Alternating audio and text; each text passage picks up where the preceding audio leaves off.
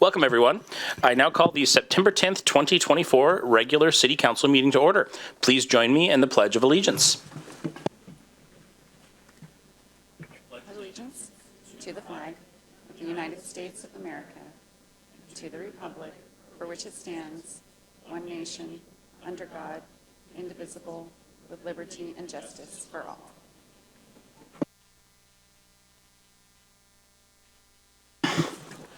At this point, we'll take a moment to take roll call of the council members by position number. Please say here when the city clerk calls your name. City clerk. Thank you. Councilmember Zorns. Here. Mayor Thompson. Here. Councilmember Alders. Here. Councilmember Kerr. Here. Councilmember Menke. Here. Councilmember Dodd. Here. Deputy Mayor Copper. Here. All present. Thank you. Before we continue with the rest of the agenda, I'd like to reiterate some meeting guidelines. For remote meeting attendees, please speak clearly and pause frequently, and mute your microphone when not speaking. Also, as we are in election season, I'd like to remind everyone of certain campaign-related restrictions regarding public comments on ballot measures. Public speakers generally cannot specifically address a campaign or ballot measure at a public meeting or during the public comment period. RCW 4217A 555 prohibits government agencies from allowing the use of public facilities directly or indirectly for campaign purposes. Allowing speakers to speak in favor of or in opposition to a ballot measure or campaign during a public meeting or during a public comment period would violate this prohibition. First up is meeting agenda approval. Are there any changes to tonight's agenda? Seeing none, we'll move on to public engagement opportunities. We have council conversations starting back up Friday, September 13th, 3:30 to 5:30 p.m. at the Bothell Library Public Meeting Room. It's open dialogue with representatives of the Bothell City Council and the community. We have Civic Saturday, September 14th from 2 to 3 p.m. at the Bothell Library. It's a welcoming week event, live music and light refreshments provided. I've never seen an event with live music at the library before. I just want to point that out.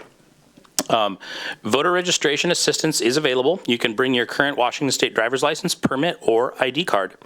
We've also got the Bothell Small Business Workshop Series, Wednesdays, September 18th through October 9th at Bothell City Hall. In collaboration with One East Side, this workshop series offers a comprehensive guide for new or aspiring business owners at a significantly subsidized cost.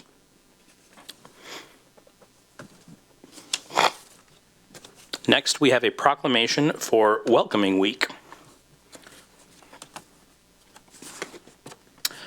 Whereas Welcoming Week is celebrated annually each September by hundreds of cities, towns, and organizations to promote compassion, unity, and respect for our neighbors, with a shared vision that all community members are valued and protected. And whereas Welcoming Week gives us the opportunity to bring together neighbors across Bothell and invites us to work together toward a prosperous and welcoming Bothell in which diverse people from across the world feel like they belong in our community.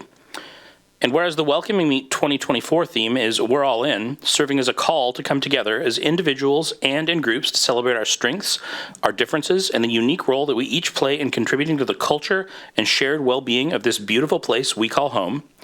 And whereas our city recognizes all that makes us unique, including our rich tapestry of ethnicities, religious beliefs, abilities, gender identities, sexual orientations, nationalities, neurodiversity, and life experiences. And whereas to be truly welcoming, a community needs intentional, inclusive policies, practices, norms, activities, and gathering places that enable all residents to thrive, which we commit ourselves to develop working hand in hand with the community.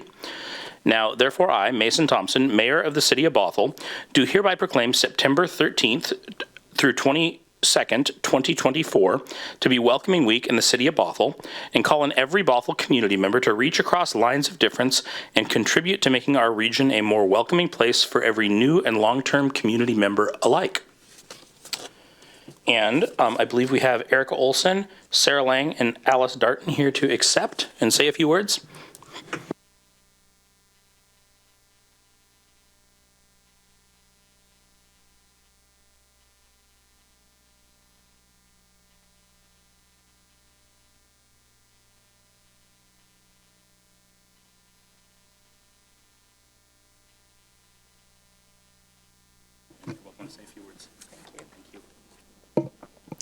Thank you. Good evening, everyone. My name is Sarah Wong, and I am an Adult Services Librarian with King County Library System here in Bothell. KCLS envisions a world where knowledge allows diverse communities to prosper and grow, and we are honored to have the City of Bothell as one of our partners in this mission. The Bothell Library will be the venue for Civic Saturday, as we mentioned, and all are welcome to attend this Saturday at 2 p.m. at the library.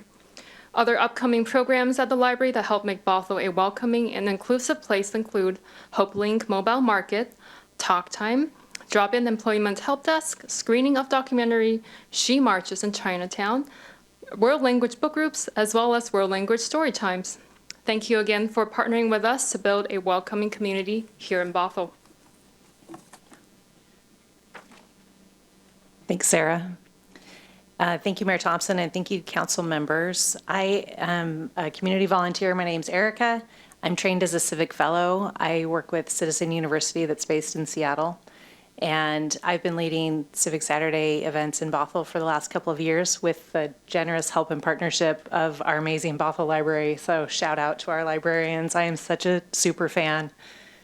I'm especially glad to be here with you as we get ready to kick off Welcoming Week. Here in Bothell and across the entire country. There's something about knowing that folks in communities all across the country are in this initiative with us that just feels really great. So in that spirit and with that hope of continuing to build a greater and greater sense of connection for everyone who lives here, I want to warmly welcome you to please join us on Saturday. For Civic Saturday, we have music, as Mayor Thompson alluded to, and it's not as unusual as you might think. We have live music in the libraries. Refreshments, readings, great conversation, great people, and a wonderful chance to meet someone that you might not otherwise meet in this community. We would like you to register if you can manage to get online to kcls.org, but if you don't get around to it, come anyway. And bring a neighbor or bring a friend. We'd love to see you there. And we will, let's see, there's one more thing I was supposed to say. Oh, right. If you're eligible to vote, but you don't happen to be registered yet, you can do that at the library as well. So join us on Saturday, or join us in October, or join us in November. Thanks. Thank you. Do you guys want to get a picture with the full council?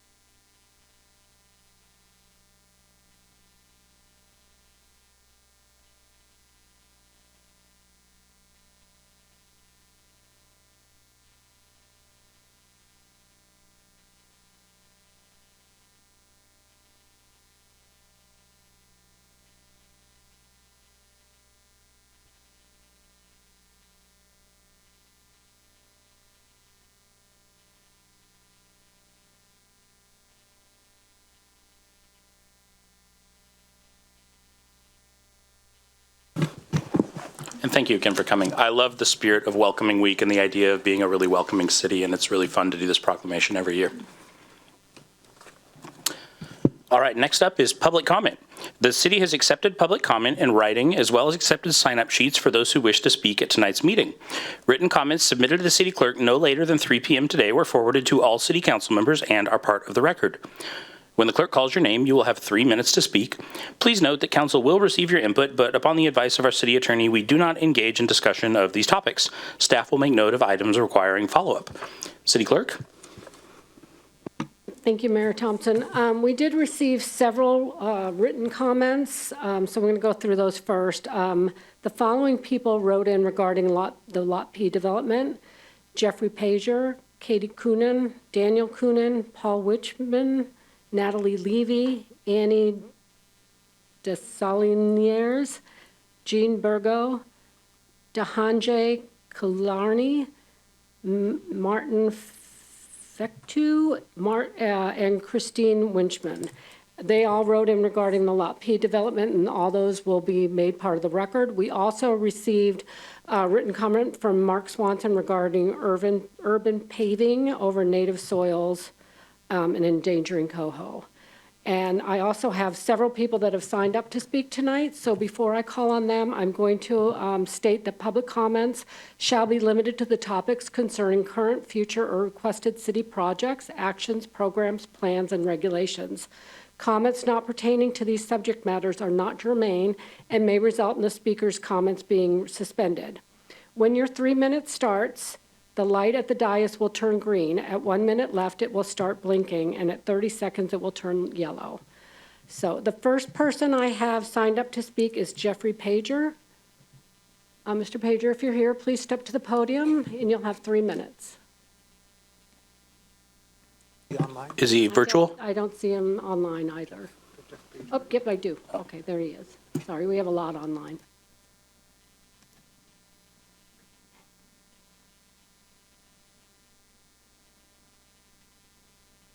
Mr. Pager, can you hear me?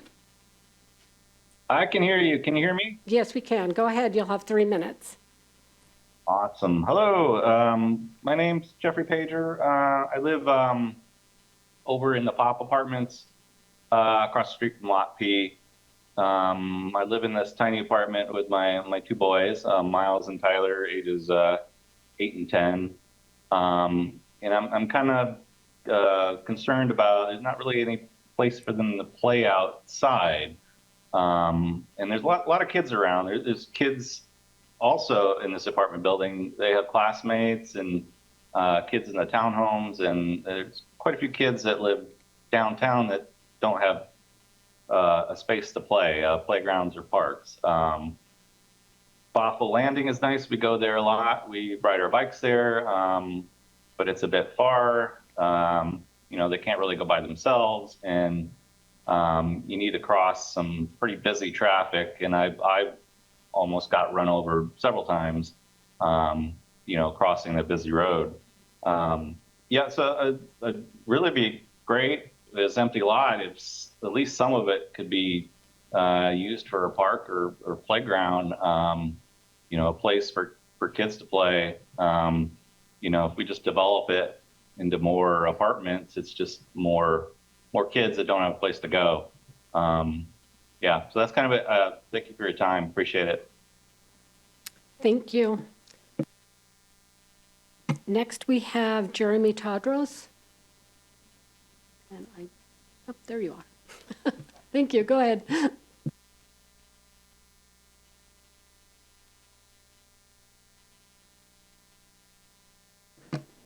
Oh, cool. Okay, it works. All right. My name is Jeremy Tadros, and I'm here to speak on Lot P as well. Specifically, I'd like to speak in support of Bothell Urban. I've submitted a similar statement to what I'm about to say to you before written, but I think it'd be helpful to kind of have it out loud, especially for folks here who may be in opposition. So as council knows, and as much of the community knows, there's a need for affordable housing. The middle housing initiatives that the city's working on are great, but Bothell Urban supplements these efforts in a lot of unique ways. The proposed location is downtown, already in a dense area. It does not remove existing forests and trees. It is nearby public transit, so this minimizes any kind of traffic potential increases there. It is designed to be community spaces and for family housing. So this is going to be something that's not just $500 or 500 square foot studio apartments or $900,000 townhomes. It would be owned by a nonprofit organization rather than real estate companies out for a quick buck. In many ways, this project is exactly what a lot of people who usually oppose affordable housing, middle housing kind of projects tend to like. So I guess it's kind of perplexing that there are people who are in opposition to this. The previous speakers spoke a lot about like having parks and places to play, which is great. This project also would provide community spaces as well. The last thing I'd like to speak on when it comes to this is oftentimes when we kind of hear about developments downtown and stuff that there's concerns about increasing crime. However, if we look at our neighbors, we can see that this is not something to worry about. If we look at Kirkland, which is a lot more dense than Bothell, it actually has a lower crime rate than Bothell currently does with less density. And I also live next to Lot P, so this would be an awesome project to actually see. So if I'm not really concerned with crime, I'm not sure why people who might not be living next to it are. All right, thank you for your time. Thank you. Next, we have Christine Wichman.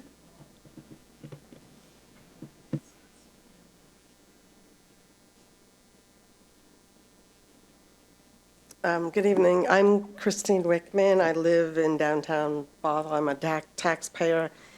And I want to commend the 2 city council members who voted against giving away Lot P South without enough public input and buy-in on that. And to the other 5, I want to just say Lot P is our last little speck of open space in downtown Bothell, and we are already about 2.5 times beyond what is considered high density. So therefore, it's really valuable space. And your lack of transparency and process in this plan to give this away has left those of us who just found out about it recently feeling really betrayed and angry. And we have had to dig and dig to get information on this. And the LOI, the signed LOI that was signed July 19th of 24 was just put on the public website last Friday after an inquiry was made regarding whether or not it was signed. It's just been really unfortunate that the public was not involved in this decision-making.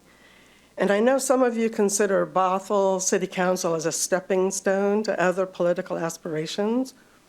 And, you know, leaving the community that lives right around that piece of city-owned open space out of this decision-making process is not wise for advancing future political aspirations. And I hope you will just put the brakes on this until the public understands exactly what's going on here, and the majority of us have bought in or not, and just allow us to be part of that decision-making process. Thank you for your time.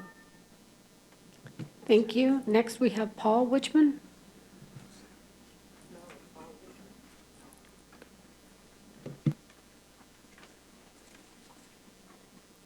Don't need to activate. Okay. Good evening, members of the council. My name is Paul Wickman. I'm a resident of downtown Bothell, and I stand before you today I want to express my deep disappointment with the process through which the decision to give Lot P to the Bothell United Methodist Church was made. Most of the stakeholders who are directly impacted by this development have been excluded from the decision-making process, as evidenced by the fact I knocked on 116 doors, and the vast majority of homeowners with whom I spoke in the Landings, Dawson Square, the Field House, knew little to nothing about this project. If this is a new precedent for decision-making, you're setting a dangerous standard where the voices of the people most affected by your actions are sidelined. You may tell me that the city attorney signed off on this process to date, but if you're committed to an atmosphere of trust at City Hall, I will tell you, you failed. Without process integrity, there is no trust. So I think you have a responsibility to ensure that all elements of the process are transparent going forward. In this case, it appears that the input of most of us residents most impacted were overlooked. So that, again, diminishes public trust and confidence in city government. I do believe in the value of thoughtful, responsible development. But when transparency is sacrificed, when community input is disregarded, we all lose, especially in terms of the trust that we place in those who represent us at City Hall. We expect the City Council to reconsider the approach to community engagement and transparency, particularly when the decisions have such far-reaching consequences. We should then agree on how to amend the process and work together in good faith to find a solution rooted in transparency and fair dealing. Finally, a special meeting should be called for the express purpose of engaging those of us most impacted in a dialogue on how Lot P should be developed. I see a show of hands of people that want to have this dialogue. There you have it. Thank you. Thank you. Next up, we have Mark Swanson.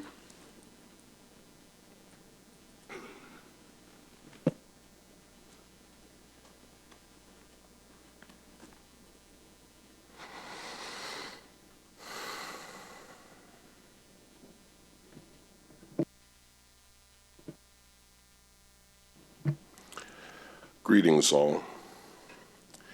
As I've done many times before, I'm going to repeat a request that the members of Bothellites for People-Oriented Places, former and current, recuse themselves from consideration of the comprehensive plan and Lot P. There's a conflict of interest, I believe, and if not a conflict of interest directly, it violates the appearance of fairness doctrine as encoded in the RCWs, which states, even the appearance of impropriety must be avoided. Now, on June 25th, there was a study session where Councilmember Zorns brought up the fact that there was a $10 million offer, which is way over and above the $6 million antiquated 2022 market research price that Kyle Stannard has repeated. Then again, on July 16th, the City Council voted 5-2 to go forward with the letter of intent. Now, there's a problem with this, that none of these minutes were approved in the consent agenda until July 30th. And then the letter of intent that was signed by the Bothell Methodist Church on July 19th, none of these meetings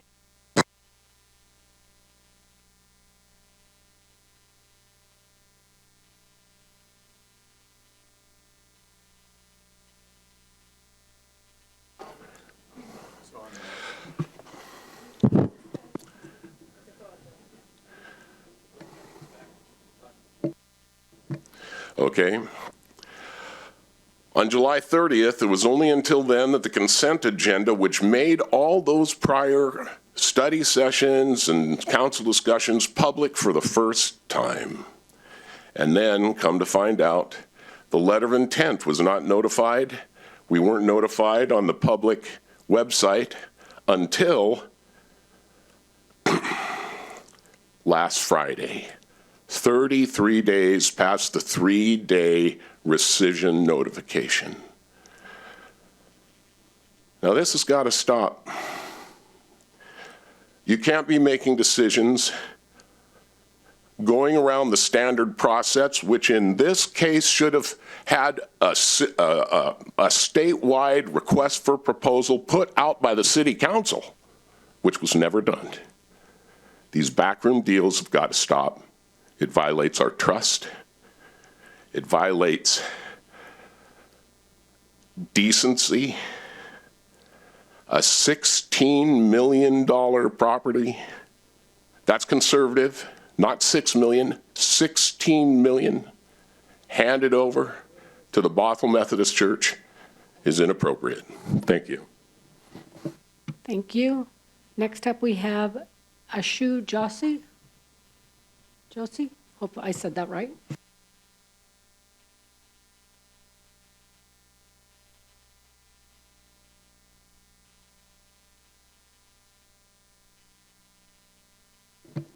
Thank you. Thank you, council members, for having us. I'm also here to speak on the subject of Lot B. My name is Ashu Joshi, and I'm a resident of Landings, so directly impacted by what is going to happen at Lot B. And as a citizen of Bothell, I moved here in January of 2022. I'm really confused because we are the ones who are going to be most impacted by what happens in Lot B, and I cannot see any email, I don't see any postal communication on what is going on. I do not see any signs posted outside of Lot B on what is being done with it. But I find out that a letter of intent was signed and the land is being given away. And then I discovered that, well, earlier it was planned to be sold and now it is just going to be given away. I could not even find any other options or records which were considered, like, for example, was a playground considered or a parking lot considered? What were the other options concerned before this lot was given away? My final thing is that before you actually do anything further, right, put a pause on the process like previous speakers have mentioned. gain our trust, give us more transparency, invite us to a discussion table so that we are able to voice our opinion on what happens there. Thank you. Thank you. Next up, we have Heather Siegel.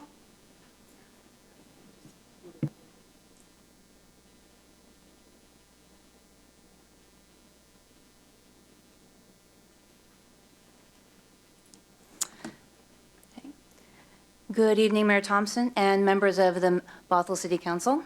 My name is Heather Siegel. I'm a Bothell resident and also a board member of Eastside for All, a not-for-profit advocacy organization in East King County with housing justice as one of its core initiatives. I do want to take a pause and say thank you for joining the Welcoming Week movement, national movement. I've personally been involved with a lot of organized events over the years, and so it's very exciting to see Bothell be part of that. With that, I'm also here to speak on the potential purchase and sale agreement with Bothell United Methodist Church for Lot P South Site.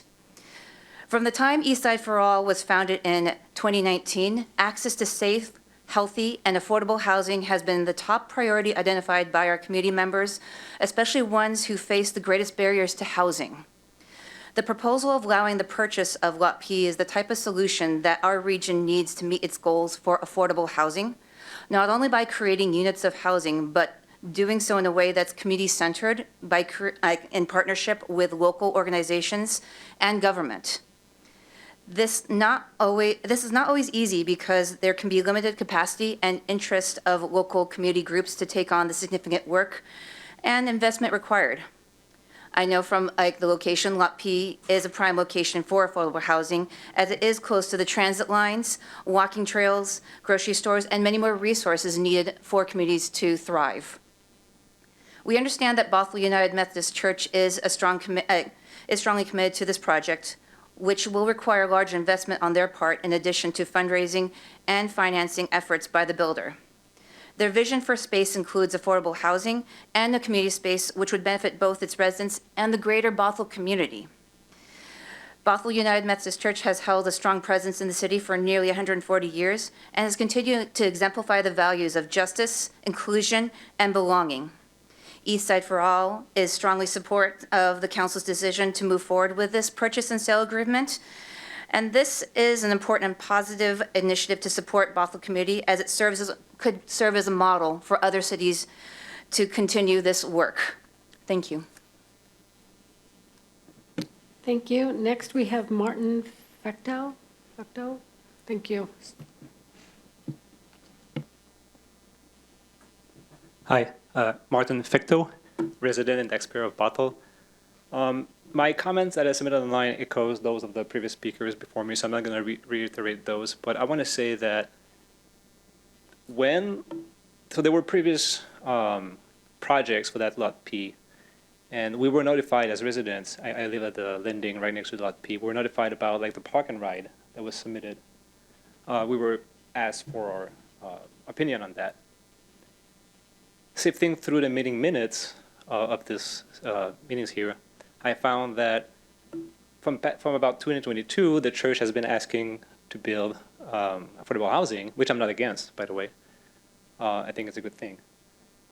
This is documented. They asked for the lot here in the corner, which was rejected, and then Lot P became available, and it was considered.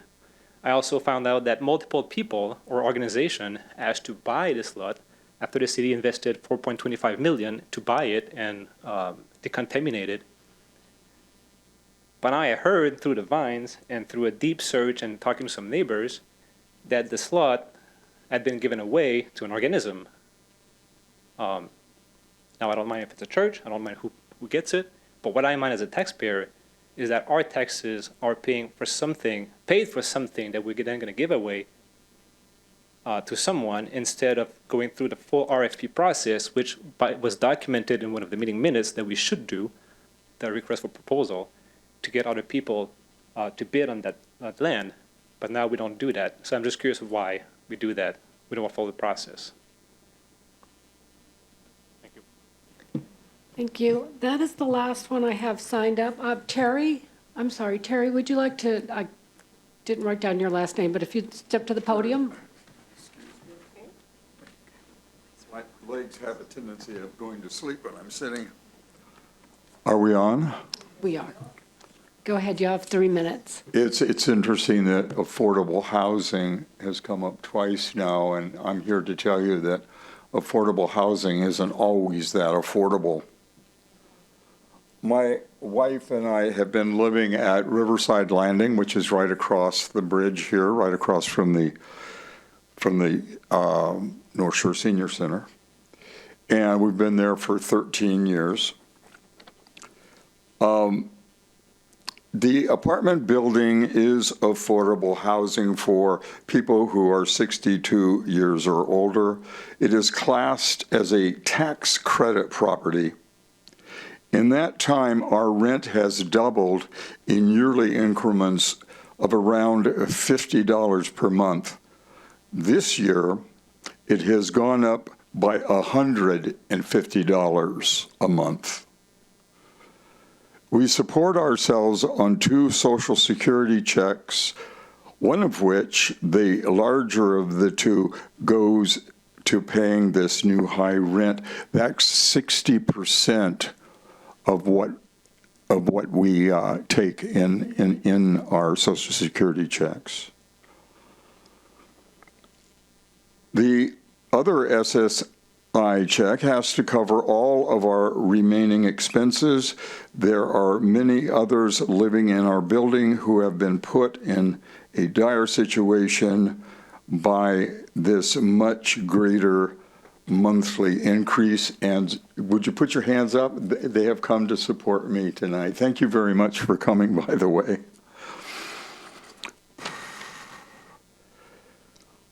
We are also dealing with growing inflation. And it's been reported that the inflation rate is at 3%. That really affects us. For every $1,000 that we spend, that's an additional $30 that we have to come up with. If you are wondering why we have brought this predicament to you, every place that we have gone to has asked us if we have taken this up with our local city council. How can you help us? Thank you. Thank you. Next, I have Jason. I'm not even going to attempt to say your last name. I'm sorry.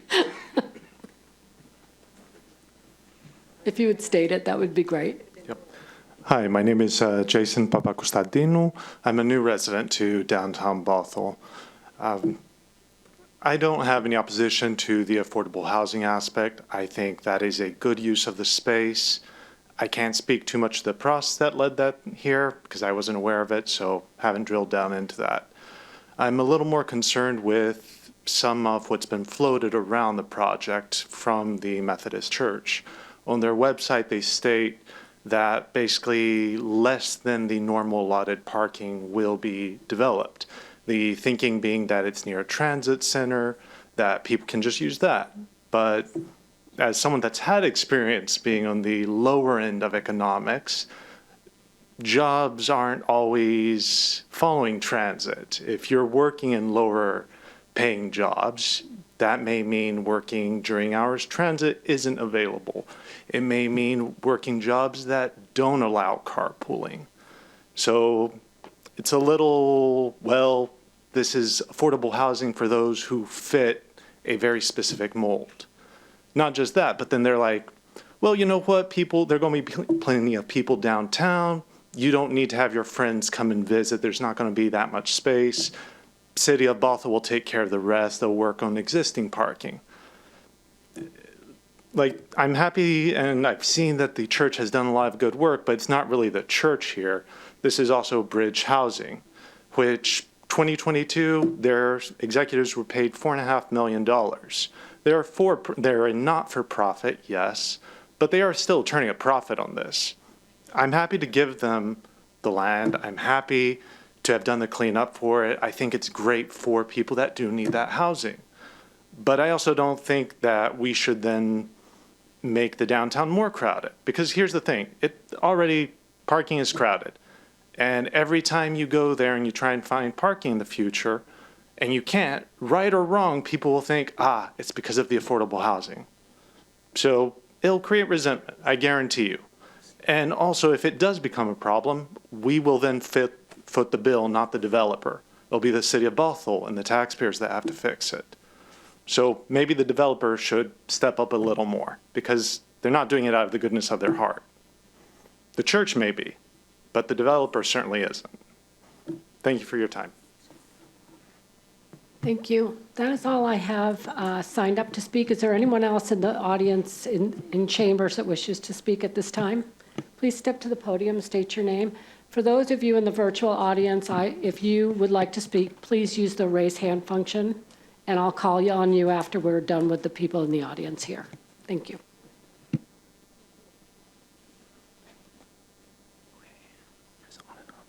I'm on? Oh, okay, lovely, thank you.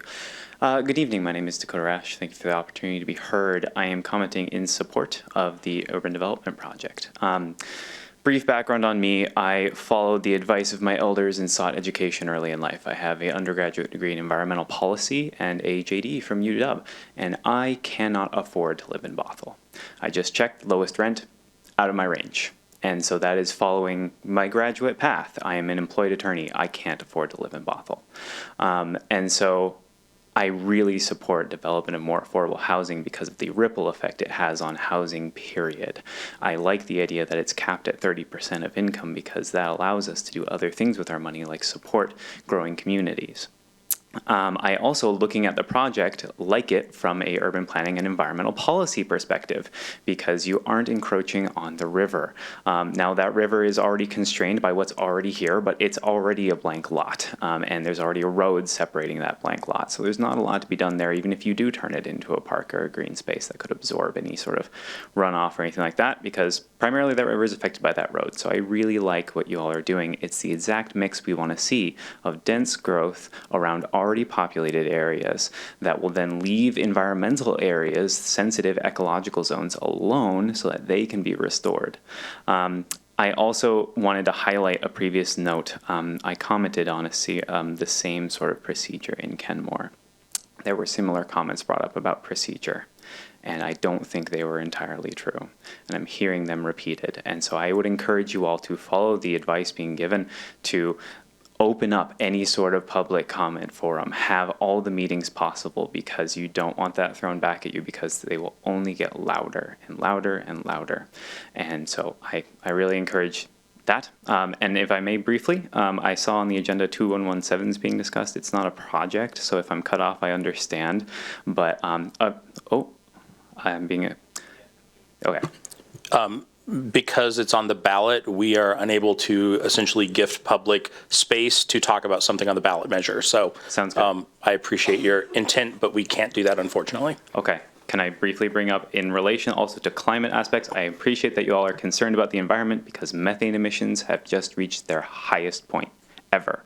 And those alone set us on the worst possible warming path on this planet. So everything we can do for the environment is important. Thank you.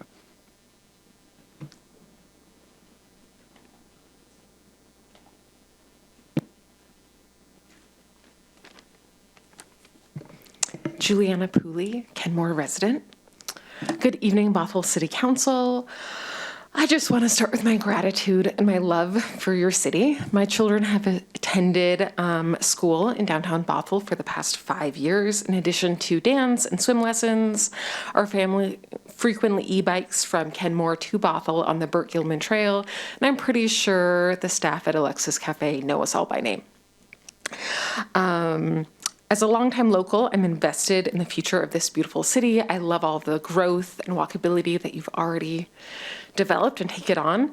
And I want to voice my support for the Bothell Urban Project and the future of the lot under discussion.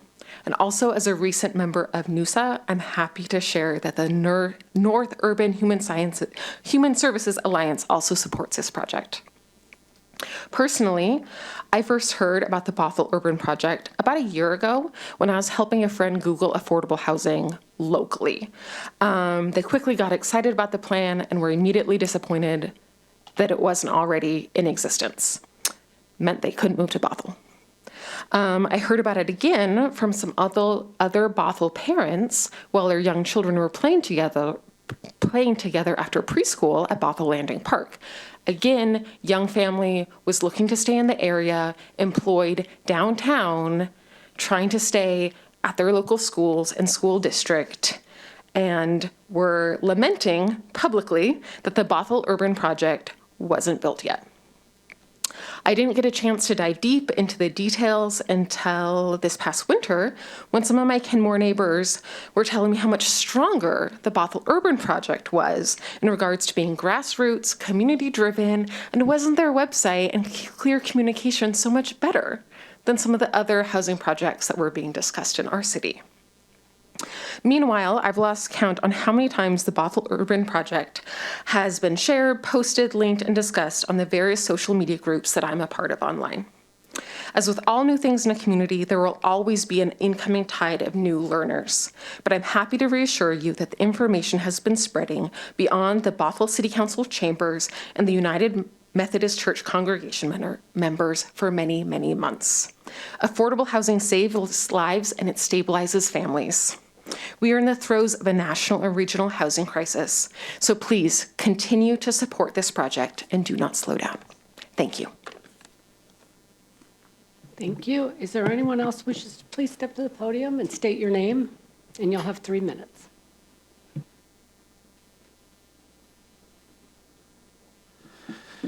Thank you. I'm Dwight Schock, and I'm a resident of Live at the Landing. I will say I'm here in regard to Lot P, and I'm here really as a YIMBY. That's as in, yes, in my backyard.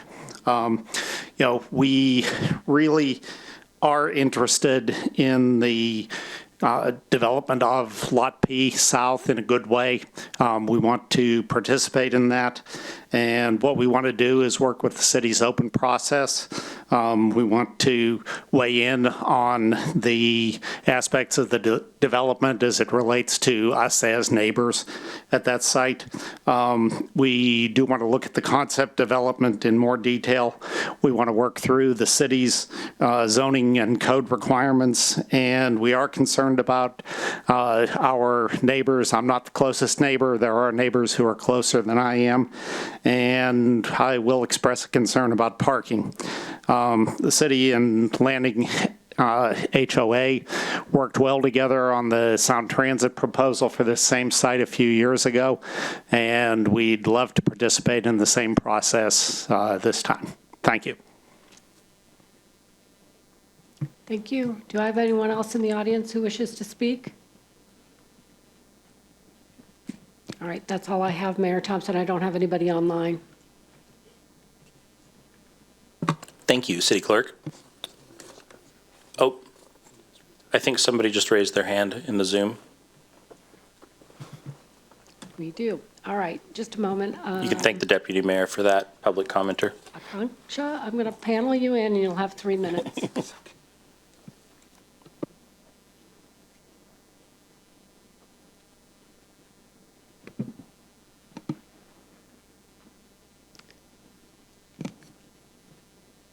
Akanksha, can you hear me?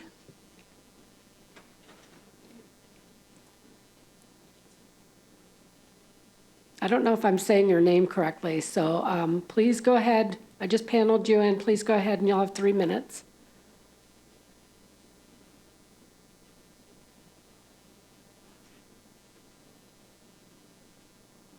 You'll need to unmute your mic.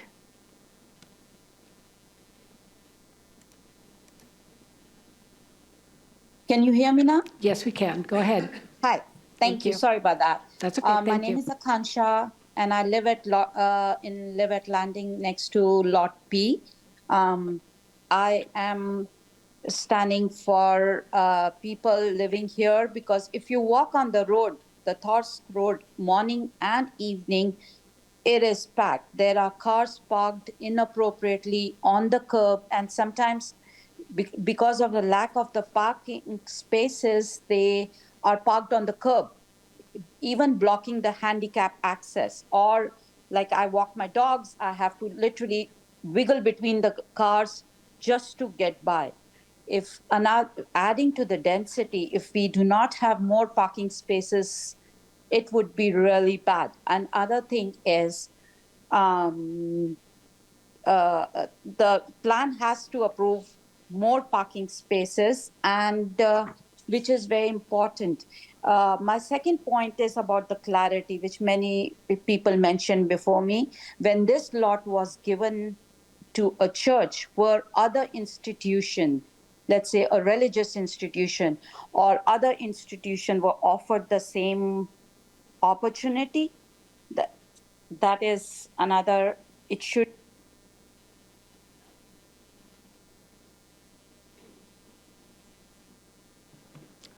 Yeah, we've somehow lost her, so if she rejoins, I'll bring her back in so she can finish her comments. Okay, thank you, City Clerk. All right, next up is reports. I'm going to kick it over to the City Manager report to give his report and introduce staff for a couple briefings. Thank you, Mayor. And well, as you noted, we don't respond to public comment. I did want to just acknowledge, obviously we have a number of guests in the room tonight to inquire about Lot P. I just wanted to share that I'm planning on doing an update for council on October 1st. I captured some of the themes tonight. We'll go back and rewatch and try and build in some more information. We'll also be working with our community engagement team to get more information online. It's always frequently asked questions always work best when people are asking the questions, so we know what to respond to. And so this is very helpful to be able to know what the interests are. And we'll put that information up there. And then, as always, my contact information is on the website, and happy to connect with people as I can. So just wanted to acknowledge that before we move forward. I have one quick update for you directly, and then we do have two staff reports this evening. The first update is in conjunction with Welcoming Week, which we did hear about with the proclamation and in public comment tonight. And as noted, it is both a national and regional effort to really put the focus on welcoming from all over. One of the things that I think Welcoming Week does so well too is that we do, again, have a great process for issuing proclamations, but sometimes it's hard to hit every single one. And so bottom line is the council vision begins with for a day or for a lifetime, no matter who you are and where you came from. Bothell is everyone's hometown.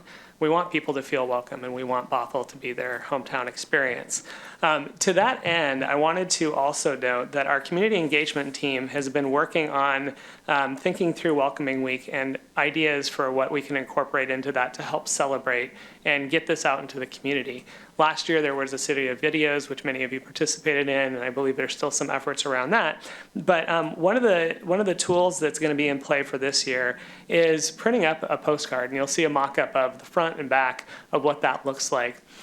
The intent with this is going to be that we're having a number of these printed, and they'll be available by the end of the week.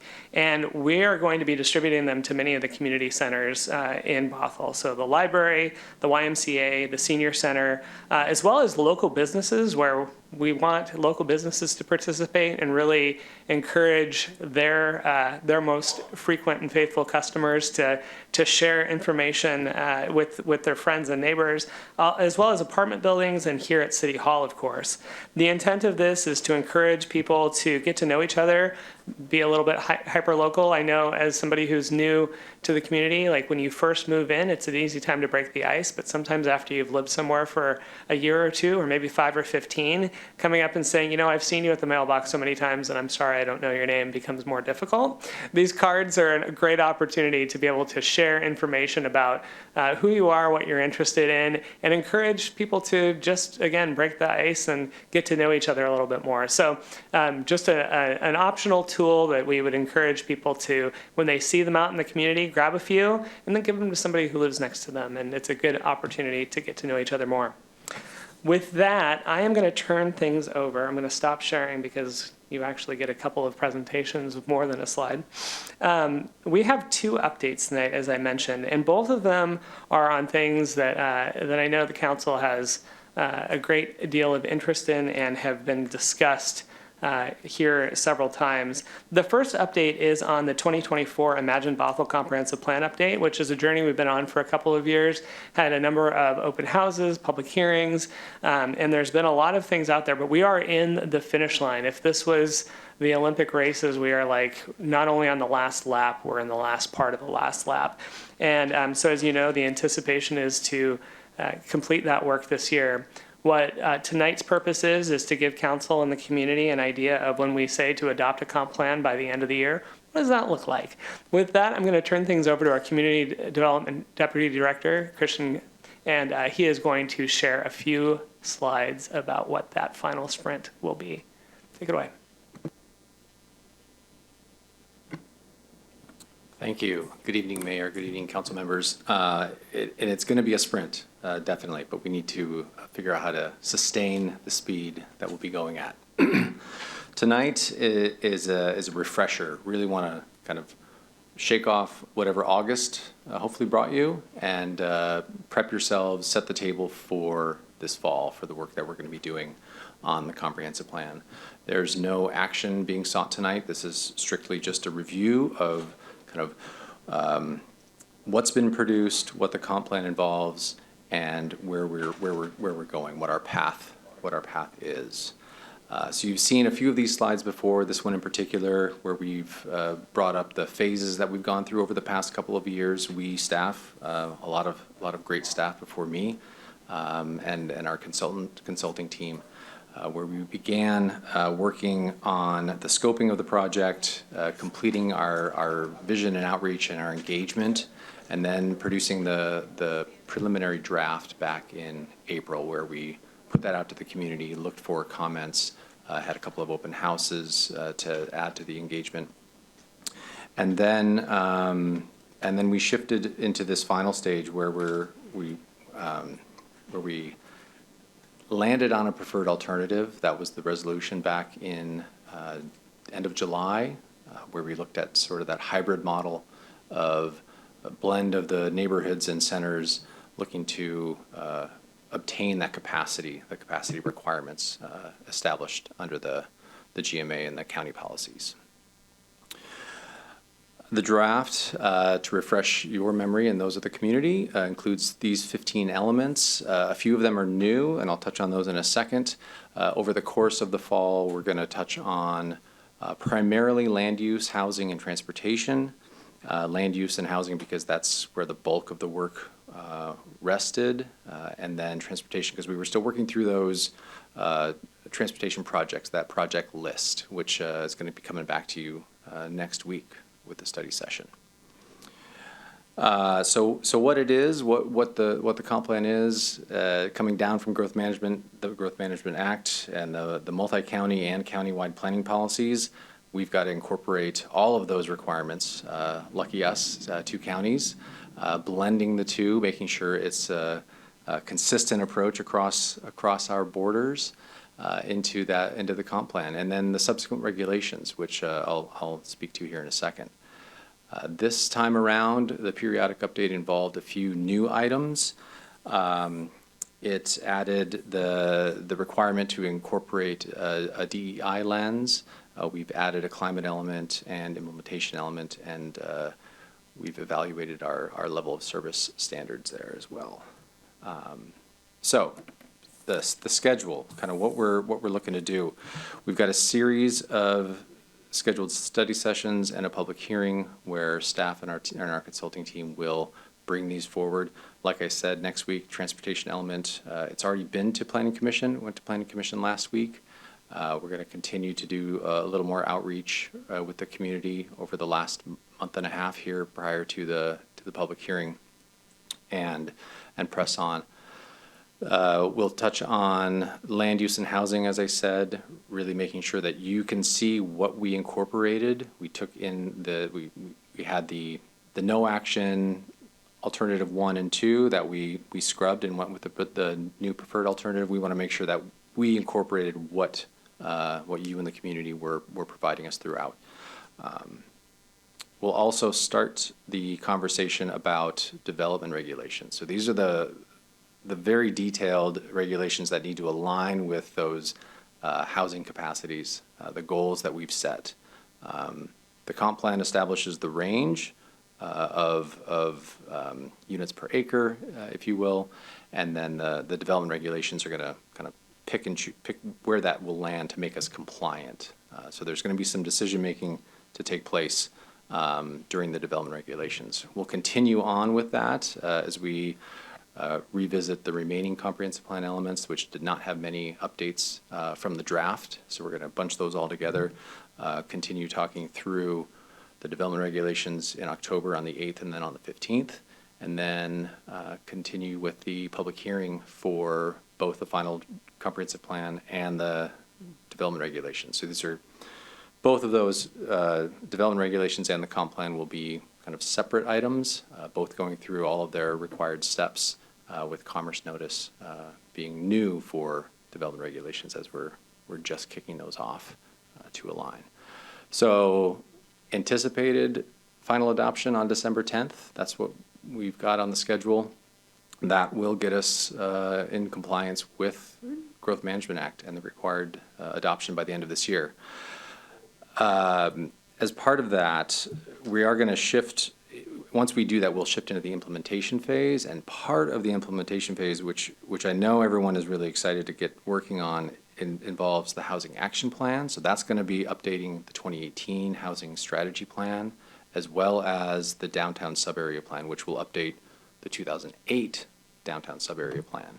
So both of those pretty large projects, not to mention climate action, urban forestry management plans, some larger items that'll be coming your way with some staff briefings and study sessions sprinkled in throughout the fall when they don't conflict with comprehensive plan or budget discussions. So that's what I've got for you. We are going to be sprinting at a pretty hefty pace, but I think we can sustain it throughout the fall here. Councilmember Curd. Thanks, Mayor, and thanks for the update, Deputy Director. I'm wondering when can the public expect to have the document to review, and will it be on the Engage Bothell portal, or what's the plan for that? Yes, we are going to use Engage Bothell with the final draft. Once it's all wrapped up, we're still kind of going through the final edits. Did we get this right? Did we get that right? And we're pressing forward. Planning Commission packet for next week, we are looking to discuss land use and housing. So at least those elements are going to be placed up on the website at that point. And we'll look to get the final full draft posted. Great. So if people have commented on it before, will they get a notification? Yes. They're a part of the record. So yes, correct. Great. If they're still listed and receiving updates, they'll get that update. Awesome. For any new materials. Thank you. Councilmember Zorns. Yes, this is a monumental Herculean task that I am happy to just, for the most part, be an observer and watch you guys do the heavy lifting on. And thank you for the update of Planning Commission that they're discussing land use next week. I really like knowing what Planning Commission is going to be talking about, so I can tune in, so thank you for that. I would like, on our comp plan, how often can we amend it? The comp plan can be amended annually. That's what I thought. So I have a request. We had some discussion about frustration with Peace South and the public being able to weigh in on what the priority is for the community for that space. And I hope you said that we're going to be working on the housing action plan and looking at density development. I hope that goes beyond downtown. I really feel that the more that we can get the community to weigh in on what that looks like, what it looks like, where it's going to go, the why of it, especially when we talk about affordability and getting it throughout the city, we might have less conflict if it's a community put together document where the city can weigh in, the people of the city, not just us and staff and things that get filtered through. I appreciate Engage Bothell. I appreciate what Planning Commission does. I need the direct contact of the people and what they're thinking. The open houses are great to go mingle, but also I think a round table where we can sit and have a conversation is super helpful. With the Herculean task of trying to make sure everybody knows that conversation's going, whether they choose to participate in it or not, is tough. We have 50,000 people here, what? Half of them are probably kids, so 25,000 people that we need to connect with. And having doorbelled campaign season, that's a big job to make sure everybody knows. But I really would appreciate that we give a special attention on what we want, especially we want to meet those affordability mandates, that we really bring the city in, the people of the city in, and everybody is, for the most part, on the same page, or can look at a document and say, okay, the community developed this, this is what we own. And I think that would help a lot. So, and it can't be done. I know it cannot be done by the end of December, but if we could put a little focus on it in 2025, I would be forever in your debt. So, thank you. Deputy Mayor. Thank you, Mayor. Councilmember Zorns, can you clarify, are you talking about only affordable housing or in general? Affordable, all kinds of housing. If we're talking about diversity in housing, we're talking about affordable housing, perhaps subsidized housing. What is that housing? What does it look like? So not housing that's like $2 million homes. We don't care. It's okay to have those, but it's affordable well, housing. Well, we're talking about doing density. We're not going to see many of those homes. Put a priority on where we're going to put density and really get the investment. Now, if we're talking about, are you getting close to a watershed area? Yes, but that's in another category. But when we're talking about density where people have to rub elbows, I think there was a public comment that, and I really appreciated it, that when parking is sparse, I have to look at my notes to see who made it. It's not germane. But when parking is sparse and people have jobs that aren't on transit lines, the parking conflict gets blamed on the people who need the parking, and it's not part of that. So all those little pieces, can we have a discussion as a city of what that looks like so we can't avoid all conflict, but we're here, we really want to set up our people for success so they can be good neighbors.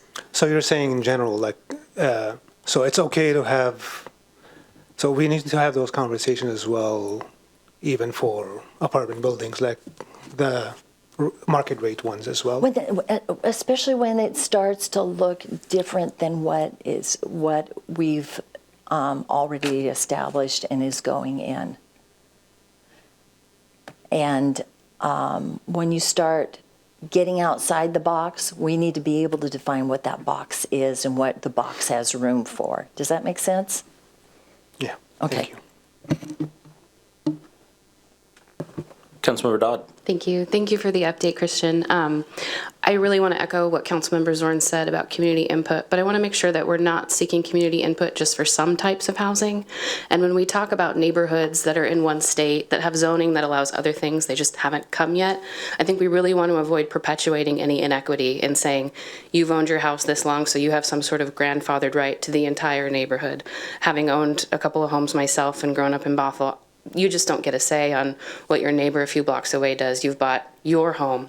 I think community feedback is super important. I really appreciate what we did with our last middle housing survey, where we worked with community groups to make sure that sort of that core audience that really stays tuned to the city, we're not the only folks that we heard from. We heard from folks that survey was in different languages. We had a lot of reach out with community groups. So just really continuing that pattern of reaching out to everybody, not just groups that are good at paying attention, because it's true, it can be hard to find information. And we really want to hear from just more types of people.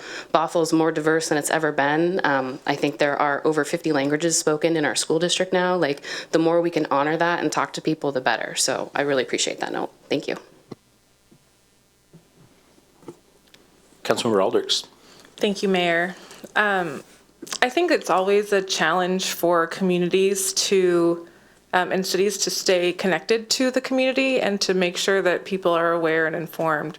And like that's a challenge that I've always been very interested in figuring out, well, how do we make sure that community members are informed so that they can come to our public meetings and participate in the public process? One thing I do as a community member, or as a council member, is I send out a newsletter before every council meeting. And so I kind of give a summary of what we're going to be discussing. And so anybody who is interested in knowing what's going on at the city, they are welcome to reach out to me and contact me about getting on my newsletter. I'm happy to add them to it and send that out. And I also know that I am one person who I can extend that invitation to the community, but I also think that there might be other ways as a city that we can help people be informed. I love the Engage Bothell website. I hope everybody knows about it. I hope everybody, I hope to see that there's always opportunities to contribute and weigh in on community matters there. And I'd love to see it be used outside of just the community development department. Community development kind of piloted that, and I think that there are other departments and areas of the city that might benefit from participating in it as well. I guess my ask, if we could,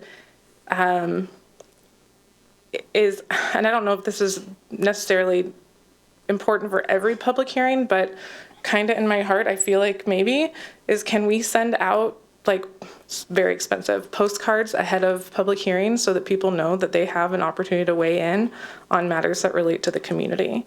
I know that we are always trying to be economical in the way that we outreach, but I don't know, maybe it is around something as big as the community or as the comprehensive plan that we really do try to invest the time and effort into making sure that community members are informed.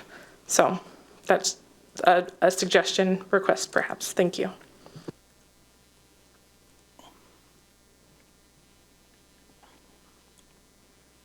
All right, it's my turn.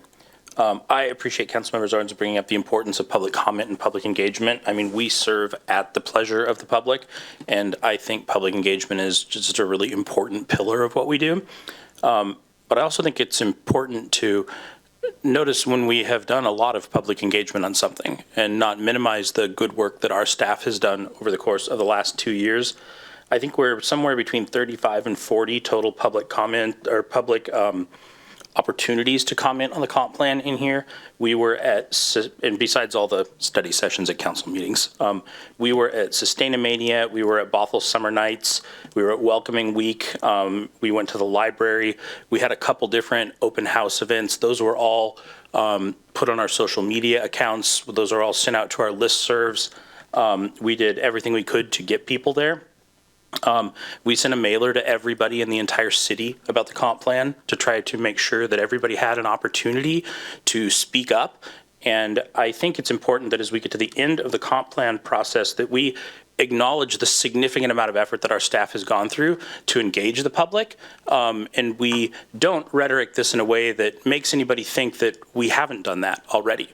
Because our staff has done great work and we have done a really good job of doing our best to get a really big cross section of the community engaged in this work. And I mean, 35, 40 times, and we've tried to go out to people, we've sent mailers to people, we've been at all the different events we do. I just want to make sure that our staff that's done this good work doesn't feel like it hasn't been noticed from the dais. So thank you. I appreciate you. I'm glad we've done that work because I think we're coming in on a comp plan that truly is what our community as a whole wants, despite the fact that not everybody in the community is going to agree on anything. But we're doing the best we can up here, and we're doing the best we can to engage our entire community, to listen to our entire community, and I think we're bringing a comp plan that our community can be proud of.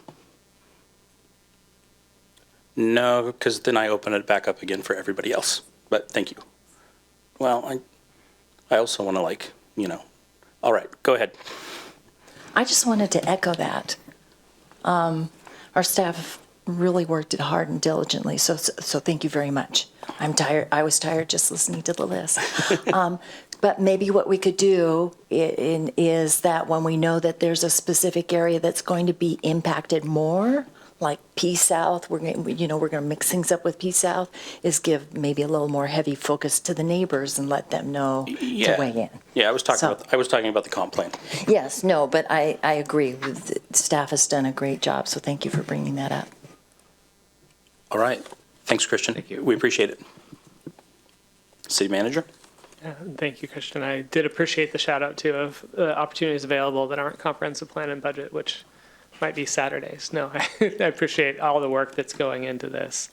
One final staff report tonight for the council, and it's both an update on a project that you've heard about before, but also an introduction to our new teammates. So to kick things off, we are going to be doing an update on what's coming in the next few months for Lot E, F, and G around a temporary activation. I'm going to turn things over to Tony Call, our Deputy City Manager, to introduce the topic. Tony. Thank you, City Manager Stannard, Mayor, Deputy Mayor, and Council members. As always, it's a pleasure to be back in front of you this evening. Tonight, I am joined with Ashish Joshi, who is our new Economic Development Coordinator. He's been with us since, I think, June 3rd. And he has been doing amazing work. One of those projects you'll hear about tonight, another project you'll hear from him again in the middle of October, which is the Economic Vitality Plan out of your council priority. So that will come back in October. Tonight we're here to talk about Lot E, F, and G.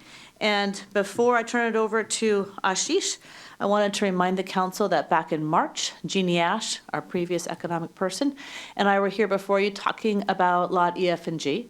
And at the time, we had hired first 40 feet, and they had come back with a series of conceptual drawings. We had surveyed the community. We had like 1,800 responses. We had a ranking of 1 to 5, but the reality was they were all very similarly ranked because the big message that came back when you read all the comments was around everybody liked a little bit of everything. And what we got back from that night from the council was find a path to do something this year, move the ball this year, and phase it so that we can see some movement on that project. So what we've done tonight is Ashish is here to talk about our first phase of activation, of temporary activation of Lot E, F, and G.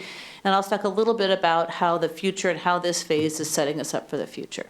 So with that, Ashish, could I turn this over to you? Thank you, Tony, and thank you, Mayor, Deputy Mayor, Council members. I want to start today starting what got us here and reiterating we came last in March 5th of this year, presenting the community feedback with the first 40 feet. And after that, we received council direction for an agile phased approach so that we can activate the Lot E, F, and G in the most efficient manner and as fast as possible. Lot E, F, and G is a remediation site, so we want to keep a note of that throughout our procedure and just be able to activate it in a way that can also serve that remediation purpose. We next came back, we moved in June to contract design of the implementation. So we had those ideas from first 40 feet. There were several elements that were included, like Tony mentioned, and we wanted to make sure that those were included, especially the pop shops, which were a part of every single design. And council directed the additional pop shops to be part of that. That work started through June and through the summer, and we are where we are now in September and have a concept for implementation rather than the concept ideas that we had in March. And then moving forward, we'll be going into implementation of that through the fall to the late winter. Going over the goals of the activation, we want to focus on the expanded pop shops, which were an element of every single idea. And included with that were ADA accessibility, food truck pads, and then 2 additional elements that align with Council Vision 2040 and other city initiatives.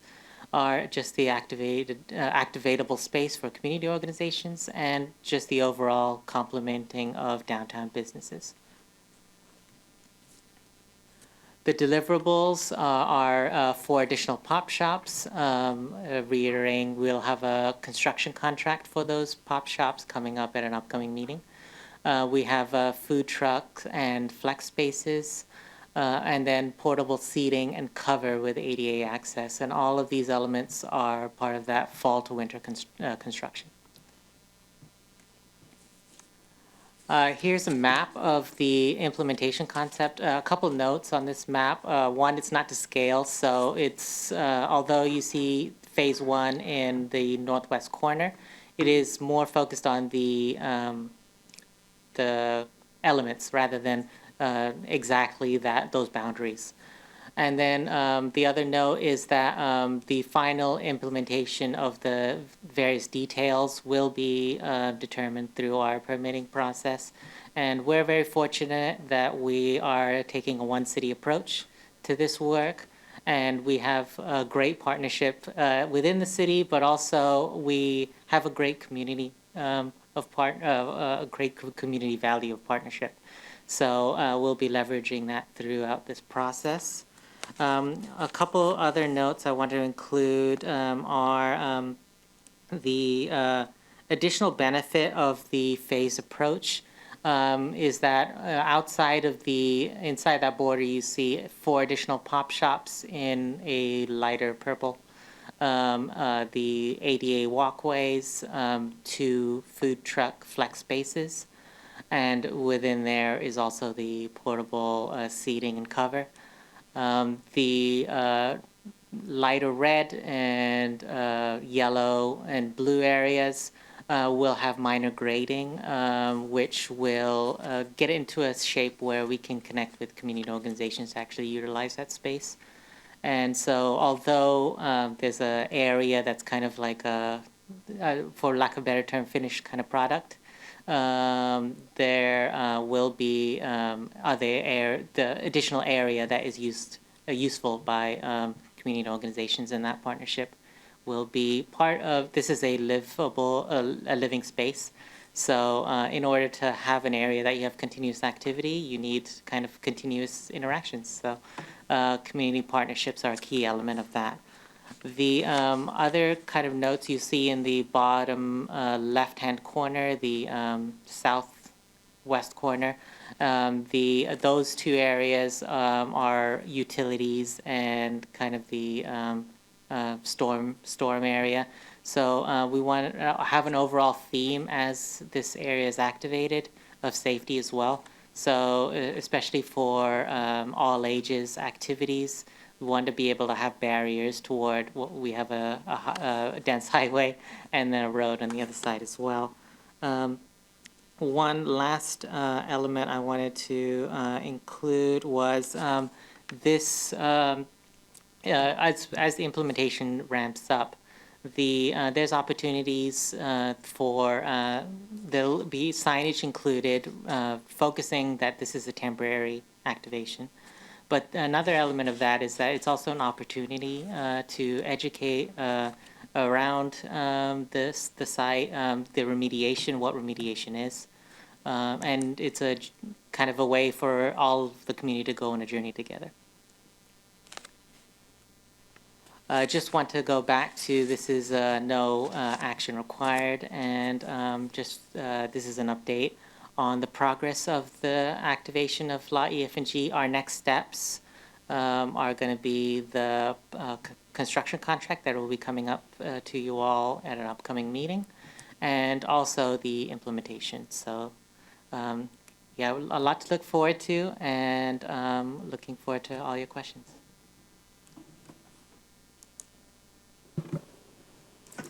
Councilmember Alders. Thank you, Mayor. Thank you for this presentation. It's exciting to see this moving forward and getting closer. Like, fall is coming. Like, it's almost here. And definitely with school back in session, it feels it. So I really appreciate you kind of translating what the colors meant, because that was going to be one of my questions. You answered it. Can you explain what the blue rectangles are? Are those the the food truck paths?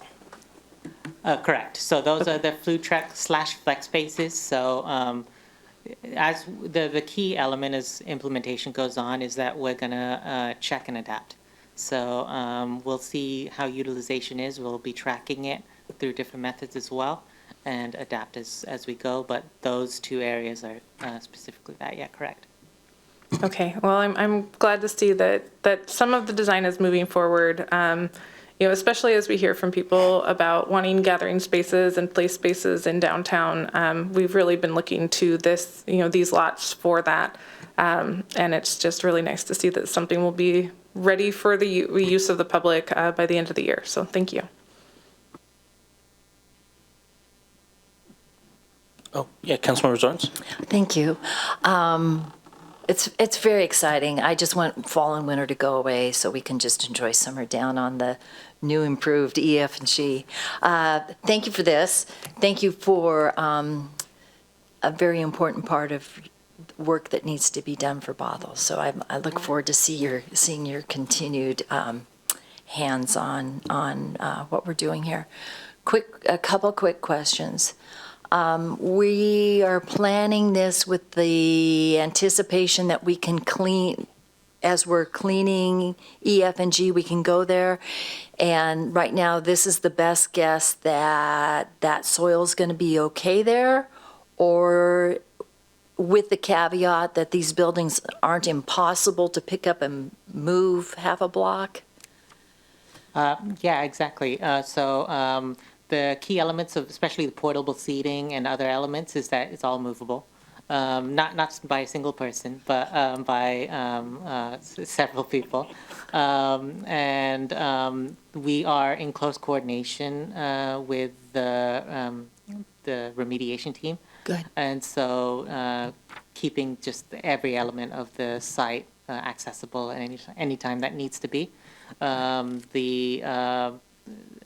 It might be too into the weeds, but it's on a ground level, so it's underground, so it doesn't impact anything on top of it. Right.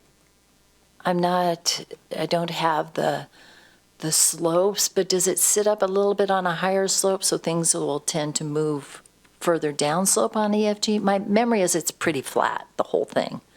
One part of this beginning part will be minor grading. Okay. That will manage some of that slope. We probably can update you on additional level of detail on that, and I'll hand over to Tony on any other. We can get back to you on remediation. I think that would require us to talk with Scott on the details of that. We can get back with you. Well, yeah, no, it's, I know as long as you're managing it, that's great, and it's a priority to get everything cleaned up so the city can move on. But you did create quite a mental picture. I'm picturing 4 of us out there, each taking a corner and, moving it. So, anyway, thank you, and really excited to see this come to fruition.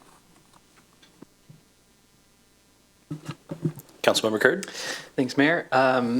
This is really exciting to see movement on within the time period that I had been on city council. Like, wow, things are happening. Amazing. I'm wondering if there are opportunities for public art, or if you've been planning in some, aesthetic things with Art Commission. Tell me more about that process. Absolutely, yes. So that's definitely going to be part more of the additional phases in terms of a larger scale art program or elements like that. We have had early discussions where, luckily, as a one city approach, we get close coordination with all departments, and we're in close coordination and updates on the implementation of the lot. Phase 1 will, as we implement that, we're also going to kind of learn as we go in terms of if there's additional opportunities. Some of that may come from the budget from Phase 1, because that's pre-allocated, and where most of that is actually, a big chunk of that is toward the pop shops. That in additional phases, that limitation is not going to be present, so there's going to be a little bit more flexibility. in terms of budget, and we'll be looking at that. So yeah, that's definitely something we're continuing to look at. Awesome. Thank you. Yeah, Deputy Mayor. Thank you, Mayor. Thank you, Ashish. Great to meet you today, and welcome to Bothell. Thank you for the update. I'm very excited. Actually, I'm also impressed that things are moving very fast. As a tech guy myself, I love your use of the word agile. It's amazing. It's good. That's how we probably should be doing things.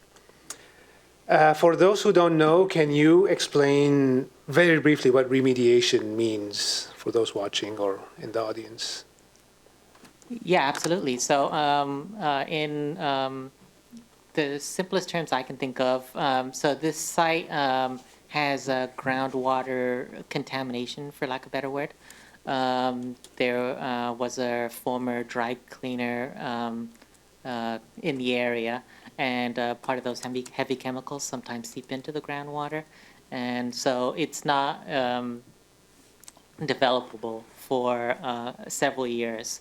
So in that meantime, it's in that remediation state. And while that happens, there's a kind of cleaning process, for lack of a better term. And that's something that we work with the state, and when we finally get a letter of no further remediation, then it's a developable site. So it's something that you can start digging. And Deputy Mayor, just as a quick aside, if anyone who is watching is interested to know more specifically about the remediation, out on the city's website, bothell.gov, you can navigate to the EF&G website, but also a quick search of cleanup of the Ultra site will get you there as well. You may recall last November, we were distributing maps to some of the area businesses and residents about what cleanup looks like on this site in particular, and that page is still active. So there's diagrams, history, and some more information. So a search of EF&G and or the cleanup of the Ultra site will get people to more information if this is new to them. And I just want to say real quick that you asked that question to the Economic Development Coordinator, and that was a great answer for an Economic Development Coordinator answering that question. Yeah, like... It was, you pass. I had to go back to my chemistry classes a little bit. No, thank you. Thank you. I appreciate it. It's we use terminology around here, and it's just, I noticed there's more people than usual around, so I thought it would be good to explain what that means. And one of the reasons why we're doing this is because as it's going through this cleanup, right now it's used as a big, massive parking lot. And we thought maybe it's better for the city residents to actually use it instead of just a bunch of cars sitting there and making it look wasteful. You mentioned actionable space. Can you briefly describe what that means? Yeah. Or activatable space. Yeah, absolutely. So quite often, in terms of picturing it, it's you can see an area where you could either have events or things like markets. The key is connecting with community groups that would like to use it for something like that, and just in partnership, it would be an additional area that we could use it. I'll probably hand over to Tony for any additional on that. Sure. So if you look at that, Deputy Mayor, if you look at the kind of the center of the, I'm going to call it a big triangle. At the center of the triangle, there's kind of a peach colored, at least I would call it a peach colored look. Coral. So it's very technical there, I realize. That peach colored will all be lightly graded, so it's going to not be the rocky mess you see down there today. So it's going to be space that's going to be a lot more active, be able to be activated as it is. But more importantly, since we're doing that site work now, what will allow us to do is future phases become a little easier to do because we've done that site, part of that site work. And then that blue river color, that's what I call it, the blue river. So the Blue River, that could additionally be additional food trucks in the future. Today, we're talking about 2 pads, but we do have capacity for more in the future. But so we are establishing the site to the best we can. Of course, it all falls under permitting, and permitting, we have to go through that process. But from a conceptual design standpoint, this is where we're at. Does that help a little bit? Yeah, yeah, thank you. Speaking of phases, how many phases are there and what's the timeline? Good question. I don't know that we have a set of phases and timeline. I think at the moment, our first job is to focus on getting phase one up and running so that we can see how it works and find out how we can check and adjust and move it forward. So I think we'll be able to come back to you in a little bit, maybe the first part of the year, to talk about what future phases might look like. But right now, we're really focused on, we need to get something up and running to show temporary activation.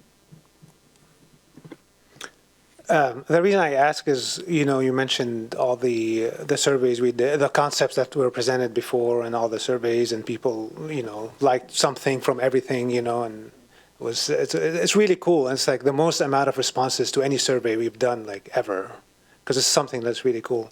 And that's what I was wondering, if we're thinking ahead also beyond phase one, even at the conceptual level, what we're going to do without the details. I think, as I said, I think right now we're trying to focus on getting up and running, but I think we'll take that survey work and go back and look at it and see what we can do to think about phase two and phase three. And this one is going to be done this phase one by?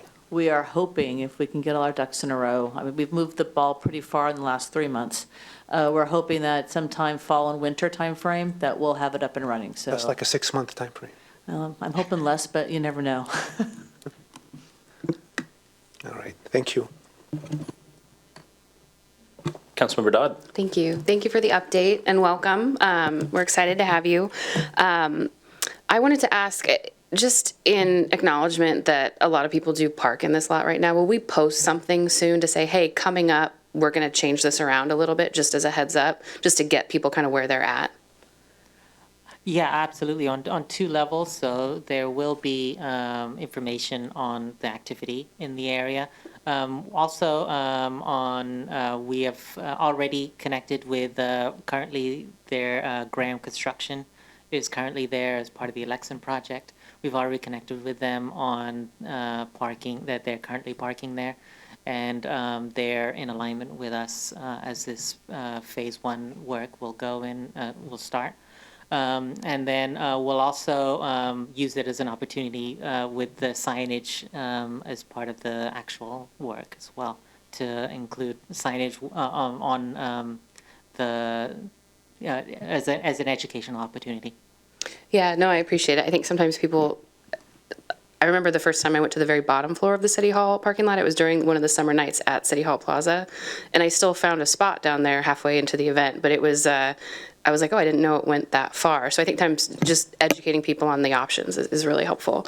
And I did want to give a shout out to the Deputy Mayor for really being a big fan and pusher of Lot EFG activation. So I'm excited for you.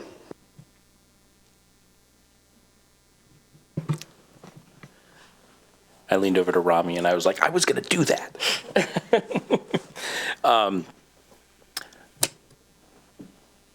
Can I just say, hearing repeatedly how much the important thing is to just like get something done and we can iterate from there, and that just makes my heart soar, because it's just so nice to see things getting accomplished and see things getting done. And even if we don't know what the last phase of this is going to be, like, this is a temporary activation, like, and we're doing stuff, and then we can do more cool stuff and iterate around it and make this a really cool, useful space for our downtown community. And I'm really excited about that. And just really appreciate it. Seems like there's been a lot of movement on this in a short period of time, and I'm looking at you, Ashish. And also, I love the baseball hat and the suit, and totally stealing that. I'm probably not the only one up here on the dais that's going to, but like, it's a great look. I love it. And no, I don't have any other questions. I'm just excited to see a sense of urgency and stuff getting done, and like, let's make downtown a little cooler. Like I'm all for that. So thanks. I'm super encouraged by this. Really appreciate it.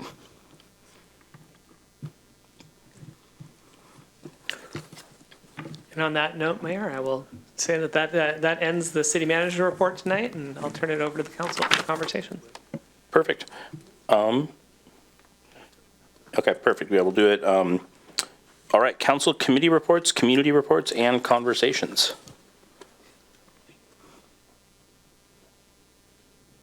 All right. Seeing none, we're going to move on. Oh. Sorry, Mayor. Oh, no worries. Wait on the button hit. Yep. If y'all wait a really long time for somebody else to go first, like I'm just moving on. Like, just want to give a quick update. Councilmember Dodd and I met with Fire District 10, had our annual meeting yesterday. Very short meeting, about 30 minutes. Received an update from the fire department. Got some additional information from Fire District 10, but everybody's happy with the arrangement with Fire District 10 and with Shoreline Fire for the next couple of years. So we're pushing ahead and all is well.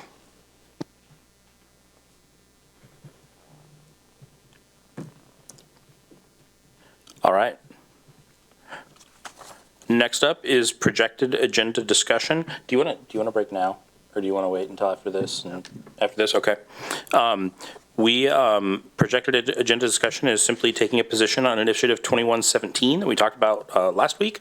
City Manager. Yeah, exactly. Thank you, Mayor. We were here last week on September 3rd to introduce the question on whether or not there was an interest for the council to take a position on initiative measure number 2117.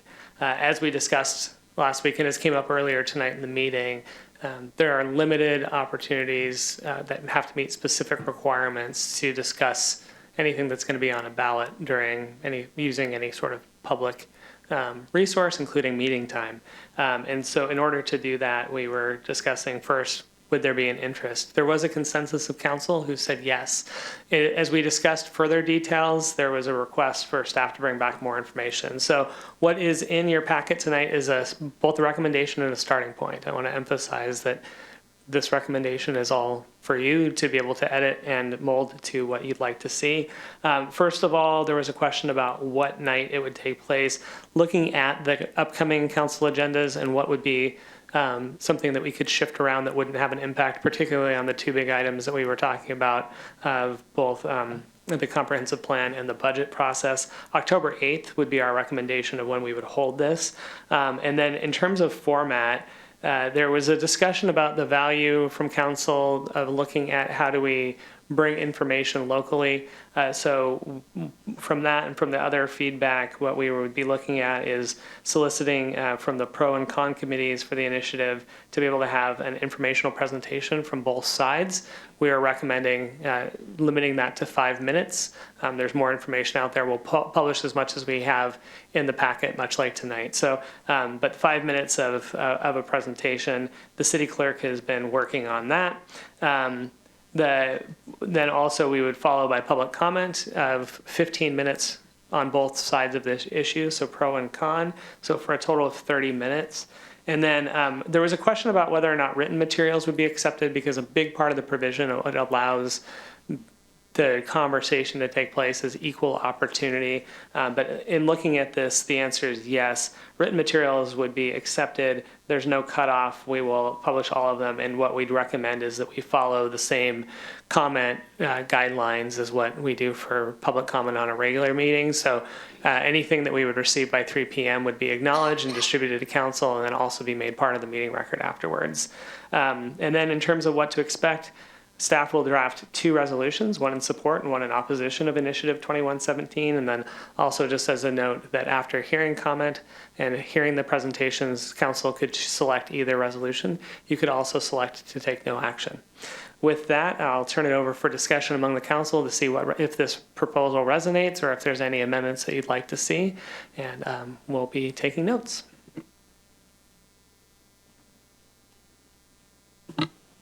Councilmember Curd. Thanks. As the initial inquirer of the taking a position, I think that this is a really fair way to do it. We've heard a lot of people want to give comment, and so I think that this is the right format to do it in. And I'm supportive of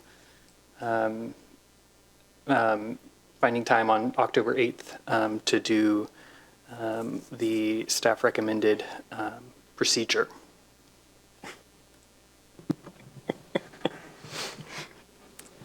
Sorry, the staff recommended procedure cracked me up a little bit. Councilmember Aldrich. Thank you, Mayor. And I just want to thank Councilmember Curd for bringing this forward, and the city manager figuring out a format that we could move forward with. And I'm comfortable with the proposal that you've shared. And so I'm happy to see it come back to us on October 8th. Thank you.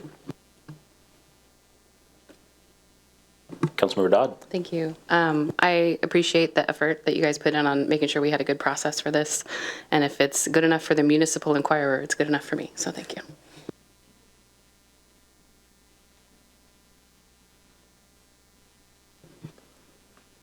I agree. Looks good. Let's do it. Thank you. We will have that scheduled. And again, there will be a notification that goes out to the community too, so that they know that while we've been putting on our agenda that you can't speak about election issues, on that night there will be a limited opportunity to do so. Somebody's probably excited about that. Councilmember Dodd. I have a different projected agenda topic. Okay. Is this the right time? Yeah. Excellent. I had the opportunity to attend a community meeting recently for folks just to talk about the Lot P South stuff, just organized by someone who lives nearby. And one thing that I took away from that was that some folks, particularly those who reside in the Landing townhomes, had an opportunity to talk to Sound Transit and the city pre-COVID, so I want to say 1,000 years ago, but in 2019-ish, about a proposed and no longer happening thing on Lot P South. And it kind of brought up the question of why would that notification be different? And I think that my understanding of the two different processes that are in play satisfies me on that. But I do think that part of what we do can revolve around meeting people where they're at, making sure people feel like they had a chance to hear. And I wonder if we can have a staff report in the future about why those would look different, just as education. And then also if there's any room within kind of all of the regulatory and legal obligations we have on stuff like this, to offer anything similar to that Sound Transit process in anything future like this. Now I realize we're talking about not very common things, but just a better and very publicly shared understanding of the two different processes, I think would help people understand why they look different, since that understanding doesn't feel like it's out in some of the community right now. Thank you, Councilmember. According to the protocol manual, I think what would be a best next step is for you and I to discuss this further to make sure that I understand. We'll write it up into a memo to frame it and then bring it back to council to see if there's consensus to put that before you. But want to make sure that we scope it first to give everybody an opportunity, and that would also provide opportunity for public feedback on what the council is going to consider. Yeah, thank you very much.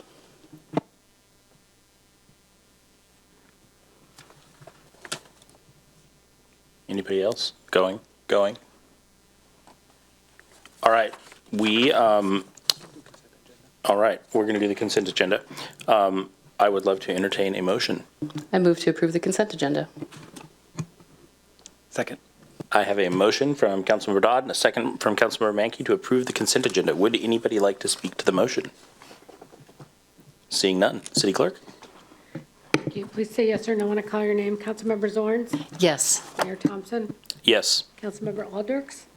Yes. Councilmember Kurd? Yes. Councilmember Mankey? Yes. Councilmember Dodd? Yes. Deputy Mayor Alcabra? Yes. Passes 7-0. All right. We are done with consent. It is 7:43. Next up is not a study session. It's an ordinance and resolution, but we are going to do that at 8 o'clock. It is 7:43 right now, and we'll be back in 17 minutes.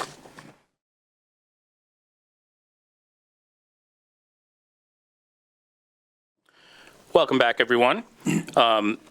Next up on the agenda, we have our first ordinance of the evening. It's the City Hall Lease Revenue Bonds Refunding. City Manager. Thank you, Mayor, and good evening, Council. You'll recall last week we had a study session to talk about the process of exploring a City Hall refinance. Staff is preparing to take on that work, but before we do need direction in the form of an ordinance. I'm going to turn things over to our Finance Director, Quan Wong, to just share a few highlights, and then he'll be available to answer questions. Quan. Great, thank you, City Manager. Again, good evening, Mayor, Deputy Mayor, and City Council members. I have online with me Alice Ostick and Matt Schoenfield, who can answer technical questions if I cannot answer them myself. So again, last week we came before you during a study session to talk about the COB property lease revenue bonds, and we're asking you to adopt the proposed ordinance tonight to give us the authority to refund the bond on our own city credit, and then pay back the debt, and then as a result of that, we will take a title of the City Hall. Just a brief background, I do not have a PowerPoint before you, but briefly to recap last week's discussion. Back in 2014, the city entered into a partnership with CBO Properties to really do the construction of the City Hall. It benefits the city and the community because they took on the risk of construction. So again, that was a good arrangement. The city got this beautiful City Hall built, and we passed on the risk. So that was a big benefit because of this arrangement. Other benefits, we also did not have to go through an elaborate process to identify the contractor. So that was another benefit. But at this time, the bond is up for, or is callable as of December 1st this year. So this presents us an opportunity really to take more advantage because of the current environment of lower interest rate. And if we do this on our own credit, we will get a better rate when we borrow out there. We are going to Moody's for another bond rating soon. As a result of that rating, we will be able to go to the market and see what type of rate we'll be getting. But at this time, we are projecting a $1.9 million in net present value by doing that. So this is a significant saving. In the ordinance, we proposed the language that anything above a zero net present value would be beneficial to the city. So we are still keeping that, but we are definitely hopeful we will gain more than zero in net present value. Another benefit that we mentioned briefly last time is that we are paying almost like $78,000 a year in additional rent. That is in the form of a management fee that we pay to the CBO Properties for management services.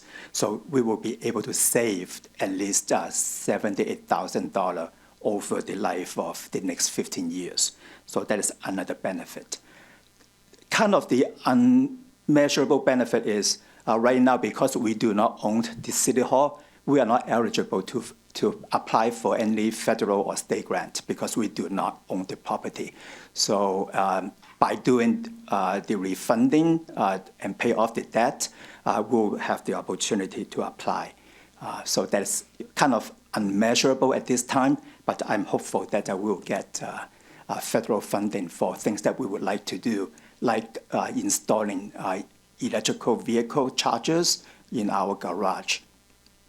So that's what we're hoping to do. To summarize, again, this is an opportunity for the city to refund the bonds using our own credit and pay off the debt to CBO Properties. And as a result, we hope to get the title after that or soon after that. Again, tonight we are asking your approval on the proposed ordinance to refund the CBO Properties lease revenue bonds 2014 using the city's own LTGO credit to pay off the outstanding debt with the CBO Properties. So I'm here to answer your questions, and then Alice and Matthew are also available if we call on them. Councilmember Zorns. I just want to confirm again that when it all is said and done, we're going to end up paying less. The taxpayer will end up paying less for this building. That is so appreciated. So, and then could we apply for grants to put some artwork on the back so our eyes don't go buggy all the time? That would be great. But I'm really excited that this is going to happen. I remember on my first term, I asked about when we could refinance, and someone said 2025, and I was like, oh, that's forever away, and here we are at 2025. So this has my full support, and I look forward to doing things like taking care of our windows. Thank you so much to everyone involved in making this come together in a very workable and understandable, in as much as we can understand it, fashion. Really appreciate it. Thank you.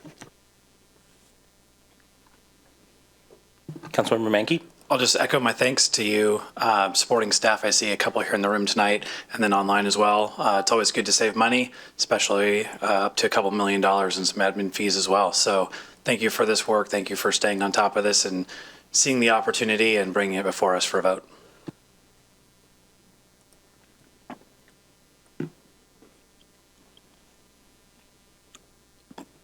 I don't really have much to say either. This is good. Thank you. I appreciate it. Do it. Oh. Councilmember Dodd? Are you ready to entertain a motion? Yes. I move to approve the ordinance to refund the COB Properties Lease Revenue Bonds 2014 using the city's own LTGO credit to pay off the outstanding debt with the COB properties. Second. I have a motion from Councilmember Dodd and a second from Councilmember Zorns. Would anybody like to speak to the motion? Seeing none, City Clerk? Thank you. Please say yes or no when I call your name. Councilmember Zorn? Yes. Mayor Thompson? Yes. Councilmember Alders? Yes. Councilmember Kurd? Yes. Councilmember Menke? Yes. Councilmember Dodd? Yes. Deputy Mayor Alcabra? Yes. Passes 7-0. Awesome. We'll see you down there. Thank you. Don't go too far away, Quan. It's like, thank you for keeping track of me.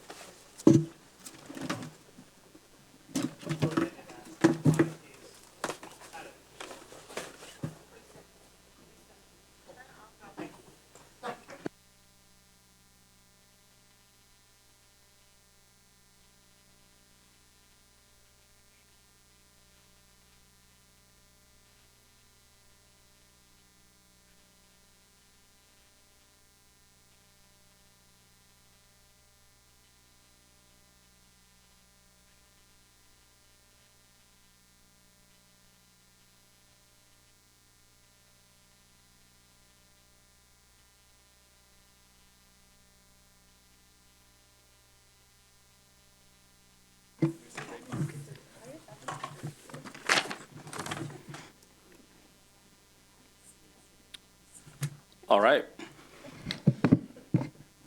Revenue estimates for the 2025-2026 budget.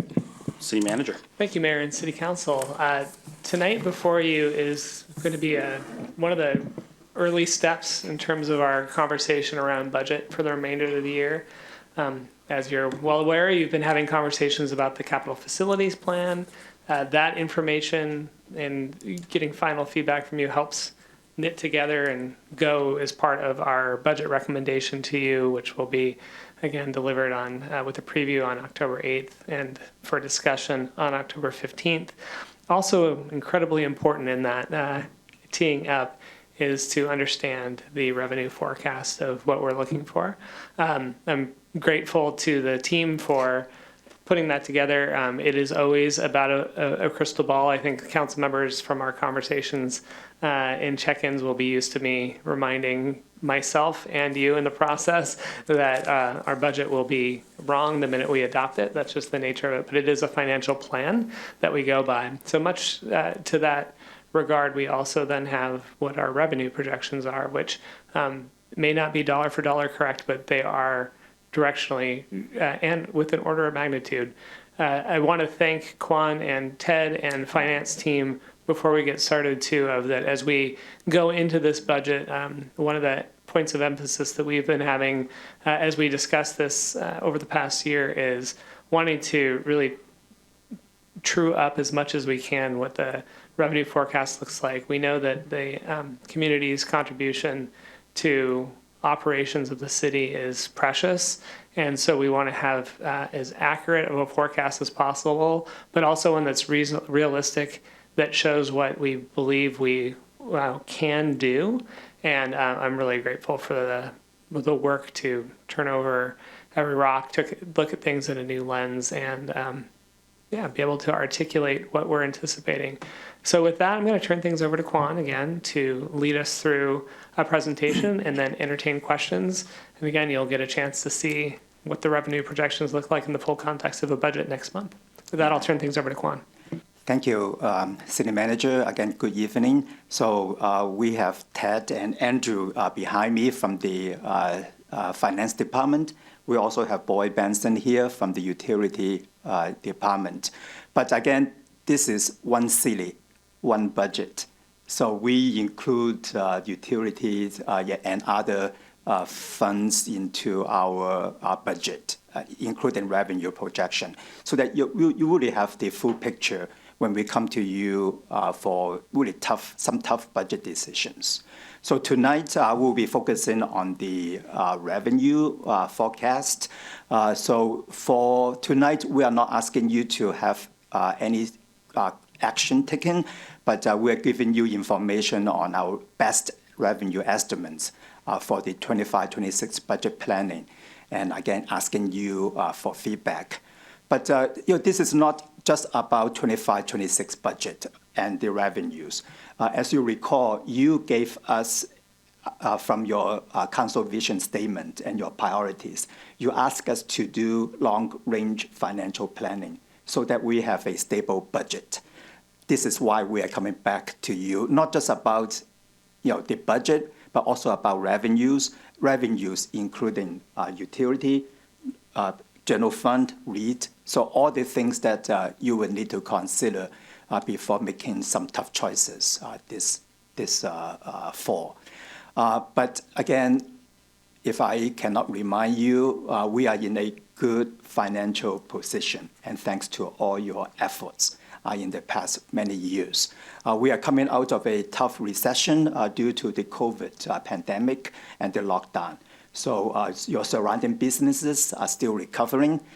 People are not building as many houses or buying as many or transact as many real estate because we are not getting some revenues from them. So this is in the context of we really need to look at the budget in a longer term setting. So tonight we are looking at three areas: general fund revenues, and then the second area is real estate excise tax, or the REIT 1 and REIT 2, and utility revenues. So for the general fund revenues, we are giving you some picture about how far we are with our recovery. And the real estate excise tax, again, will be opening up for a discussion before we go to the utility revenue discussion. Really have an opportunity to have a conversation, giving you really our best data-informed estimates. We are using surrounding areas, like including the Puget Sound Regional Forecaster, to back up some of our estimates.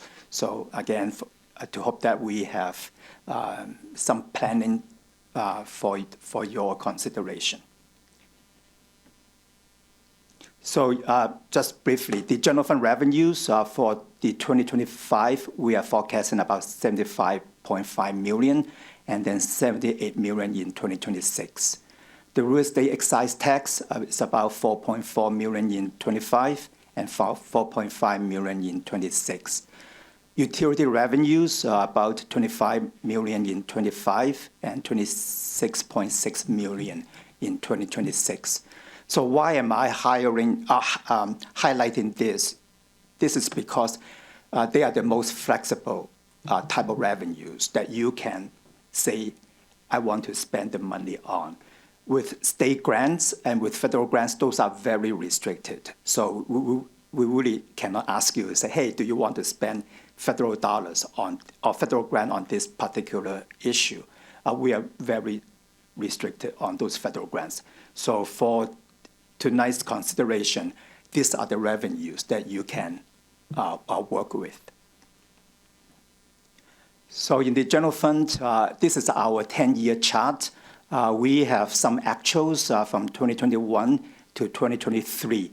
But the most important thing for tonight and for your discussion this fall is our projection, 2024 to 2030. So this is kind of a 10-year horizon, giving you what happened in the past, but they are not the predictor of the future.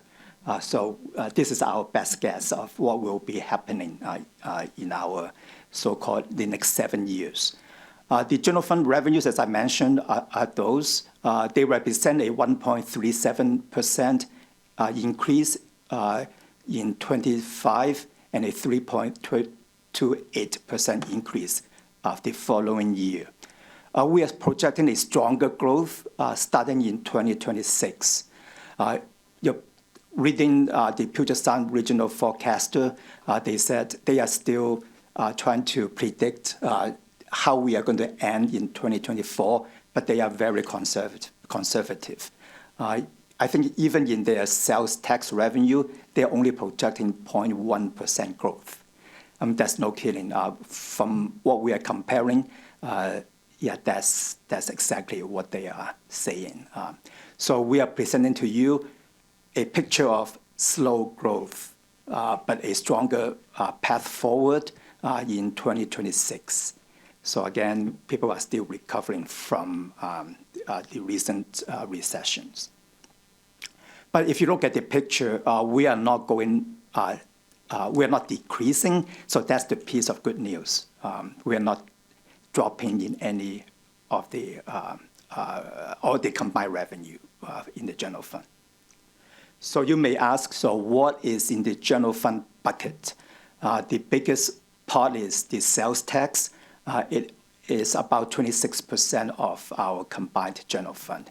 And we are projecting to increase in about 5.4% in 25 and 8.7% in 26. This is based on the Puget Sound forecaster. So we did some regression analysis. One of our finance analysts did that. So we are confident that the assumptions at this point are valid. The next big part of the general fund is the 1% property tax. But again, we are limited to 1% growth. That's by citizen initiatives. So that will only give us about 149,000 in 25, and then 275,000 from new construction. So that's not a lot of money coming from that source. The general fund utility tax revenues, we are projecting that to remain flat. In other areas, a small decrease. In fact, we're projecting in charges for services.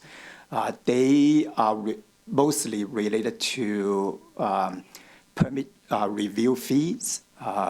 Again, working with the community development staff, they just recently completed a fee study, and looking at the volumes or the permits coming into the department, we are not projecting a strong growth there. So we are being conservative, in projecting a kind of a flat to no growth. On the positive side. Just one quick question. On revenue, is there an ideal revenue mix for a city to have? Like if you could determine what your revenue mix was, is there an ideal percentage that comes from different buckets? I know with nonprofits, usually they have an ideal mix of donations, paid services, and government grants, things like that. But as a city, I'm curious if we have like a desired mix, or if one is better than another. Yeah, I have been with many other jurisdictions before I came to Bothell. And our experience is you want to have a diversified portfolio. That's the magic. You want to have your revenues from a diversified sources. So there's no magic formula. Like you don't, I mean, 26% for the sales tax. That's, for Bothell, it may not work in other cities. So again, there's no magic percentage. But the most important thing is you want to have a diversified portfolio of revenue sources. Okay. I know for decades it was talked about, the decision was made to be more of like a bedroom community than a retail community, like some of our neighbors, and there were questions of, is that hurting us as a city? I know with sales tax from online purchases, that's really helped us a lot. Hasn't hurt us as much as I think a lot of people have thought. Kind of a follow-up question. I know the state's considering like a delivery tax on online purchases. Do we as a city think that we might see less sales tax revenue because of that? I know it's probably difficult to figure that out because you don't know if people are going to purchase more in store or maybe batch purchases to cut down that fee. But have we factored that in or thought about that at all, knowing it's coming? Again, we have not considered it. We did consider other revenue options, but we're not proposing any of those at this time. But again, from experience in my former place of employment, that jurisdiction, a large jurisdiction, did take advantage of that delivery service, and they saw that the delivery service had a huge drop because of the higher fee when people received the product. Okay. So in fact, there was a backlash. So every time, again, I'm being neutral on revenues, but there are benefits, there are costs, there are people who need to bear the burden of paying that tax, and there are people who will benefit from that tax source. So again, you will decide on who are the people making the burden of paying that tax, and that who will benefit from that revenue source. Okay. So I know tough we get updates frequently from you, so I'm not so much worried about it because I know the city will be monitoring and we could do budget adjustments and things like that. Yeah. But I was just curious if we had thought about that and if we thought it was going to make a difference one way or another. Right. For the sales tax, to our surprise, because of the pandemic, people shifted to online purchasing. So people are not going to malls anymore, or not as much as before. So in fact, cities like ours are capturing the online tax revenue. So we may not need a major mall in Bothell, but as long as people are shopping online, we get their sales tax. Great, thank you. Yeah. Do we know for the sales tax we receive what comes from in-person versus online purchases? Is that split out? Ted may answer that question more than I could, but we get the information from the state treasury, and they don't break down who's from which source. So we cannot get the data at the person level. Okay, just curious. Thank you. Yeah, I'm curious at that too, but we are not allowed to get that information. It's at the state treasury level.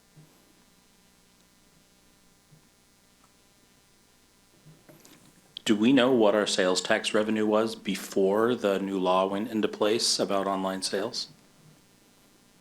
I don't know how far back that was. I could certainly get that for you. I don't have it tip of my fingers right now, but there was if it's easy. When the pandemic started, we saw a dip for a couple months, and oh, geez, what's going to happen here? And then all of a sudden, it just came back. And again, people still had to buy stuff, and so they were buying it and having it delivered. Yes. It's not like you were going anywhere to spend that money. Awesome. I also just wanted to point out that interest earnings went from 0 to 5-point-something-6 around $1 million a year. Kwan, thank you. Oh, that's not because of me. It's not. It's because the of... timing would suggest a suspicious correlation, I will just say. Thank you, but I cannot take full credit of that. But again, I was going to talk to you about the good news. Good news is because of the higher interest rate that the Federal Reserve put on the economy to control inflation. As a result, we are getting benefit from the state investment pool as well as our own bond portfolio. But what we have done is that we actively manage the cash. So whenever we have available balance, we will shift that to the state investment pool, because money sitting in Wells Fargo or in the saving account is 0% interest. But if you go to the state investment pool, their earning, even recently, is between 5 to 6%. And I know they are taking advantage of the high interest rate, knowing that, as you may know, the Fed may lower the interest rate later on. So they are locking in some longer-term investments. So they know what they are doing in protecting people like us, the smaller jurisdictions. So it's a good investment vehicle because they actively manage. We just transfer the money back in and out. The other one is the school zone revenues. They are fines per se, but again, we are projecting a $2.6 billion in really going into the future years. We have not seen a decrease in the number of tickets, but this is only the first full year we're experiencing. And again, the goal is to encourage drivers to slow down. So that's the main purpose. But we still hope that that's the case. So revenue may drop, but at this point, we are keeping it at $2.6 million. So let me stop here and see if you have any questions that we can answer. Thank you. Just to ask the question about the last point you made, we had plenty of presentations saying the whole goal is to get people to slow down. So eventually, we're going to have less tickets. How come that assumption isn't built into the model for the long term? In fact, that is the assumption we are building in because it's flat, it's not declining. Yeah. So what we have experienced is we looked at the data more in detail. Most of the violators are people with license outside of Bothell. So most of the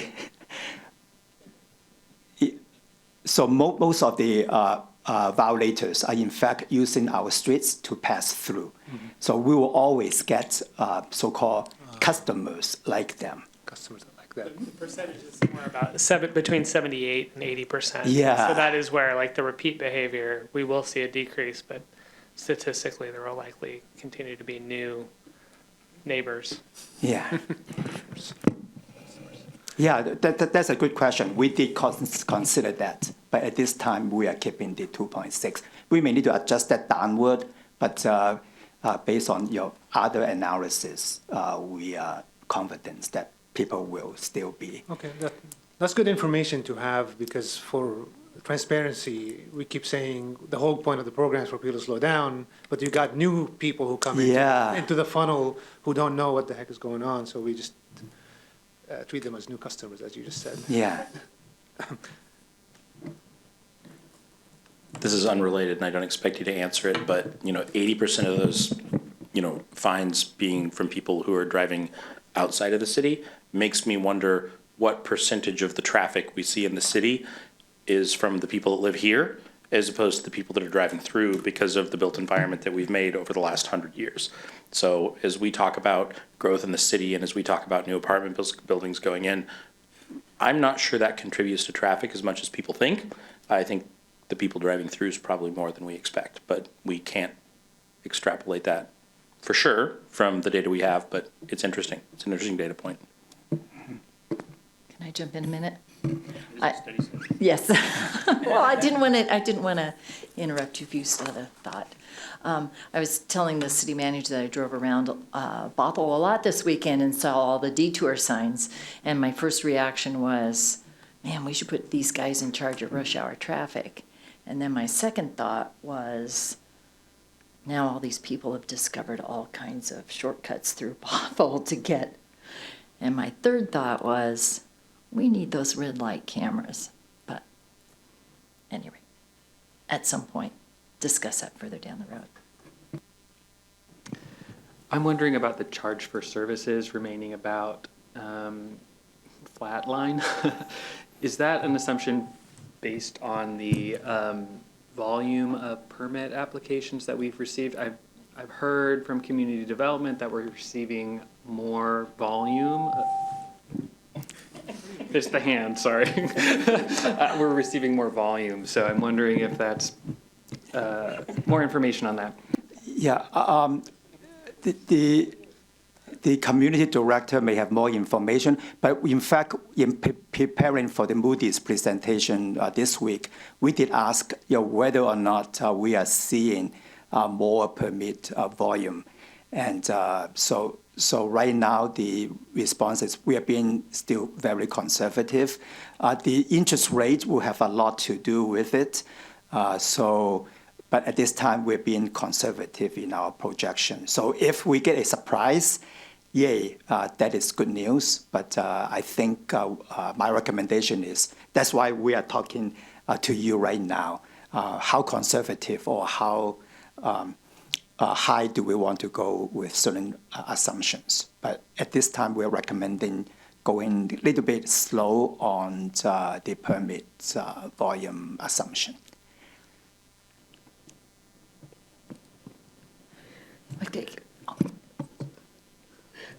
I was going to ask, that got me thinking, I know, and not working in this industry at all, there's interest rates, there was also some strikes and some material unavailability within construction.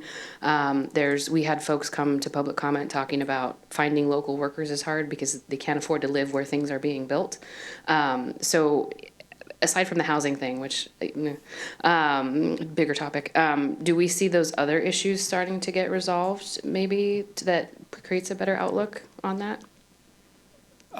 I cannot answer all the questions, but in terms of the supply chain issue, when I read the Puget Sound economic forecast, they said it has been resolved. Okay. So we expect material will be coming faster than before. So they have adopted and they have fixed the supply chain issue. In terms of labor shortage, there's a larger discussion because of certain policy the federal government is choosing to do. Again, I'm here to just looking at the local level, but yeah, labor supply is an issue, as well as the minimum wage, which is a good thing to have, but they also affect supply of labor and the cost of labor.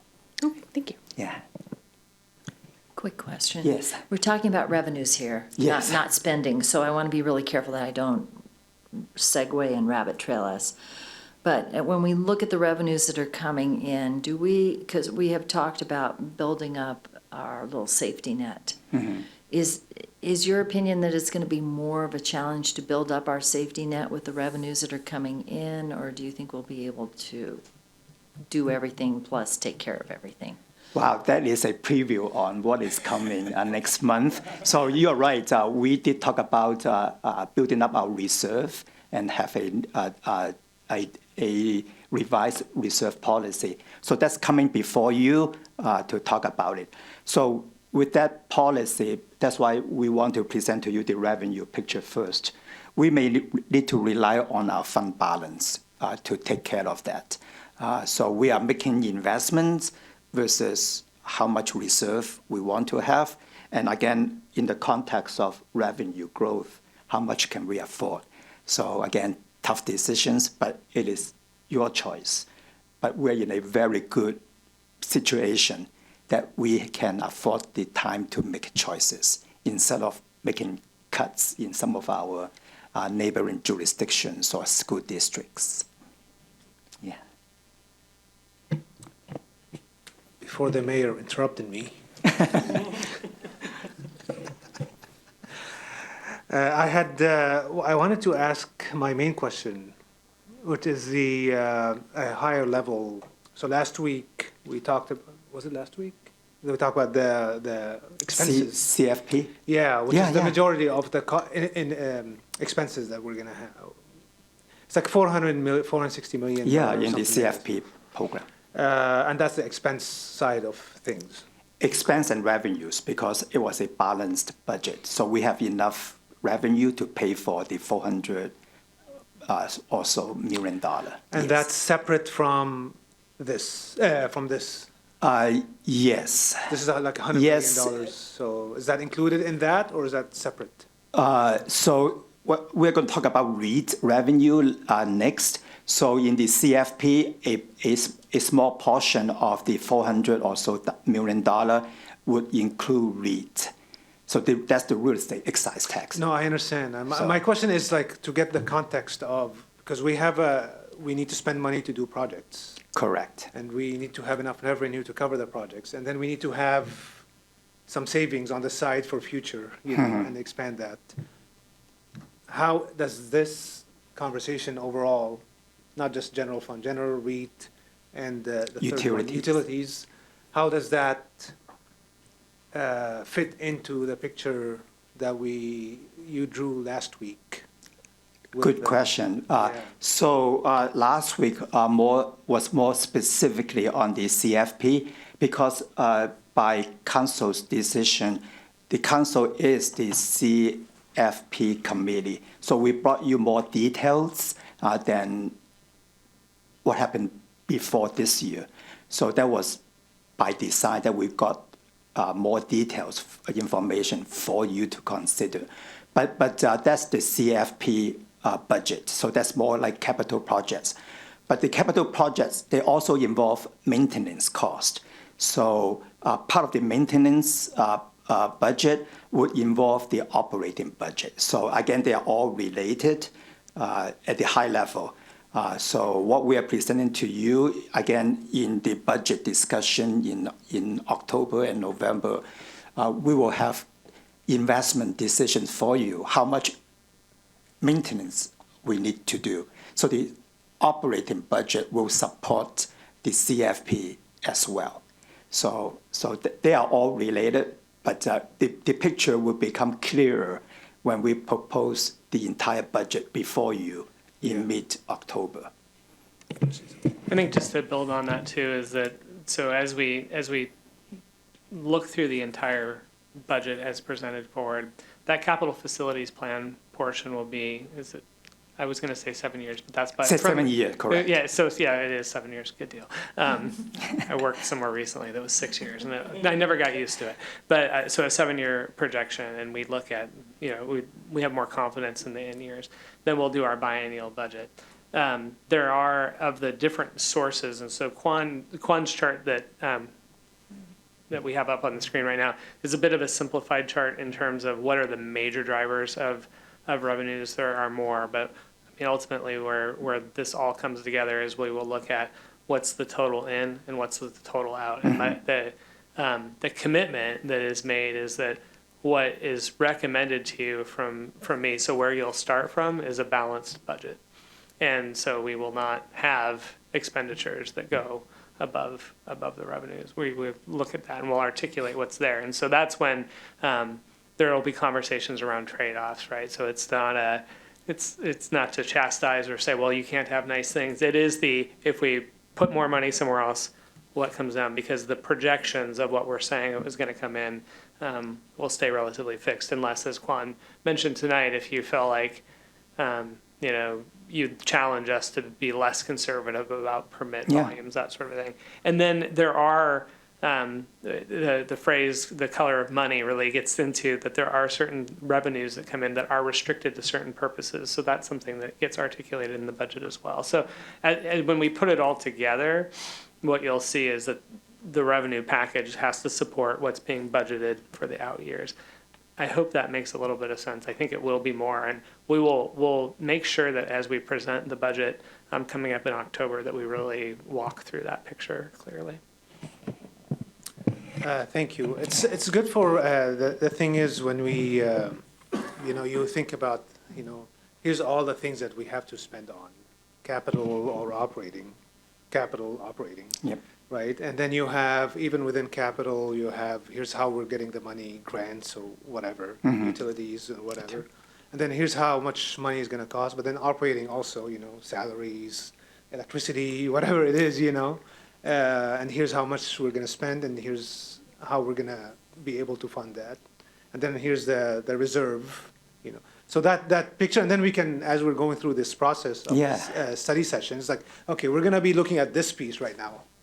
Here's how it relates to the overall picture. Correct. And the overall picture is, in my mind, not very clear right now.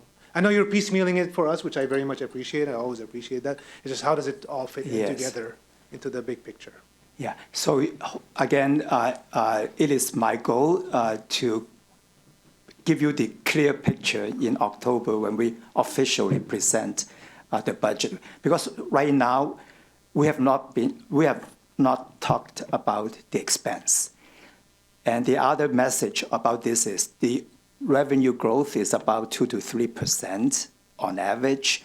But on the expense side, inflation, the cost of living, we are lucky this year with the COLA, is about 3.6%. We cap it at 4.5%.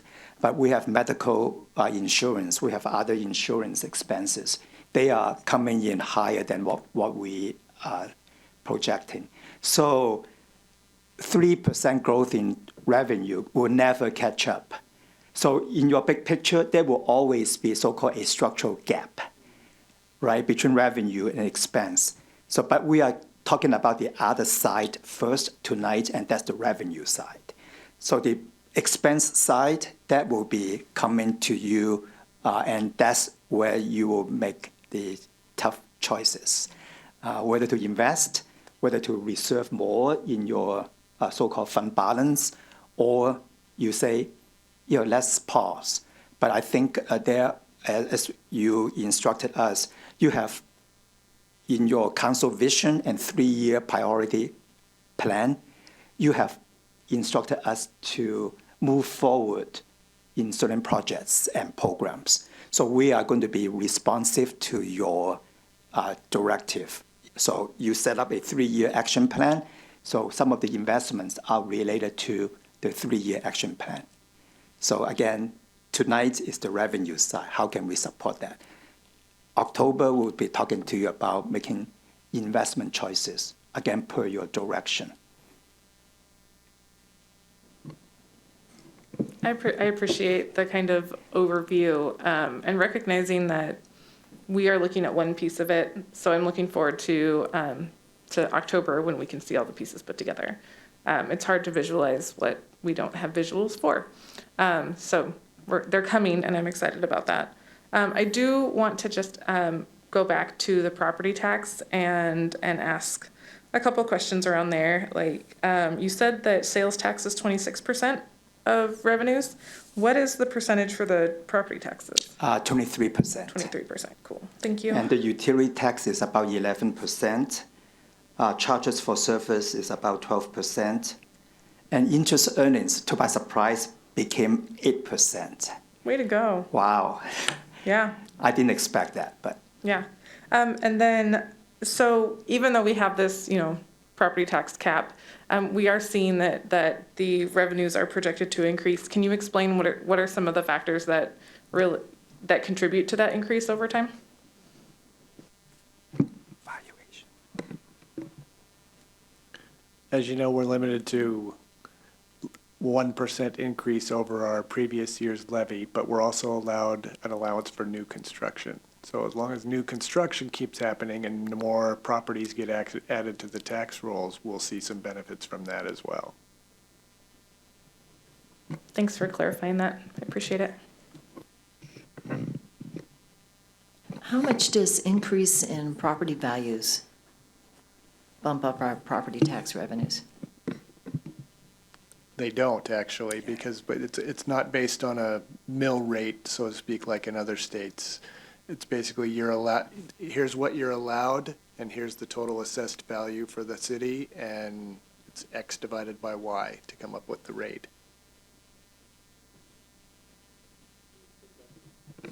Okay, I'm good at algebra.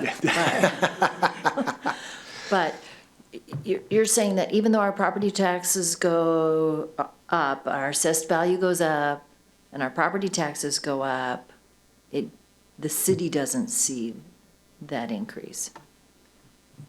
No, what you're limited to by law is the total amount in levy dollars that you collect. And so each property's share of that is dependent on their share of assessed value compared to their neighbors. When you're talking in terms of levies. Right. But for city property tax, it's not completely levy, is it? Levy related? For city property tax, yes, it is. Is it? Yeah. Okay, fun fact. All right, thanks. I just want to make sure that I'm understanding that, because I feel like I'm still waiting for like the perfect metaphor to explain this to people. So am I. But it's like when your assessed value goes up, your property tax doesn't go up by that same percentage. It basically, the part of the overall like pizza that you're providing, if we're like collectively baking a pizza, changes, right? Like if mine goes up and then that's like a higher percentage of the city's overall ability to levy, then I would pay a little more in like proportional to that. But it's like I'm contributing a little more or less based on my assessed value. Right. Yeah, if the value of your home goes up higher and faster than the value of your neighbor's home, yeah, your share of the pie would increase. Okay, because I think it's easy for people to think my value went up 20%, my taxes go up 20%, but that's not actually not a direct it. correlation Yeah, okay. at all, no. Cool. Pizza's not a great one, but still working on it. Yeah, but That's as close as I've seen. But we still see our property tax go up. Yes, and that's not always due to the city either. There's all sorts of taxing agencies. Schools, and Yeah. yes, I know, and when my husband Schools starts and- grousing, it's like, no, schools are getting the biggest chunk of that, so. Any more questions before we move to read? So the next one is the real estate excise tax. They go to the CFP, and to that, the REIT 1 is going to really, by council policy, going to pay this property, the bond for this property to the city hall. So REIT in total, we are projecting to be about $4.4 million in 25 and $4.5 million in 26. We are projecting a modest growth, 1.5% in 25 and 26. And again, as I mentioned, REIT, real estate transfers, they are subject to really volatility of the local market and also the interest rates. So hopefully, with interest rates dropping, the mortgage borrowing costs will also drop and will encourage more growth in the real estate market.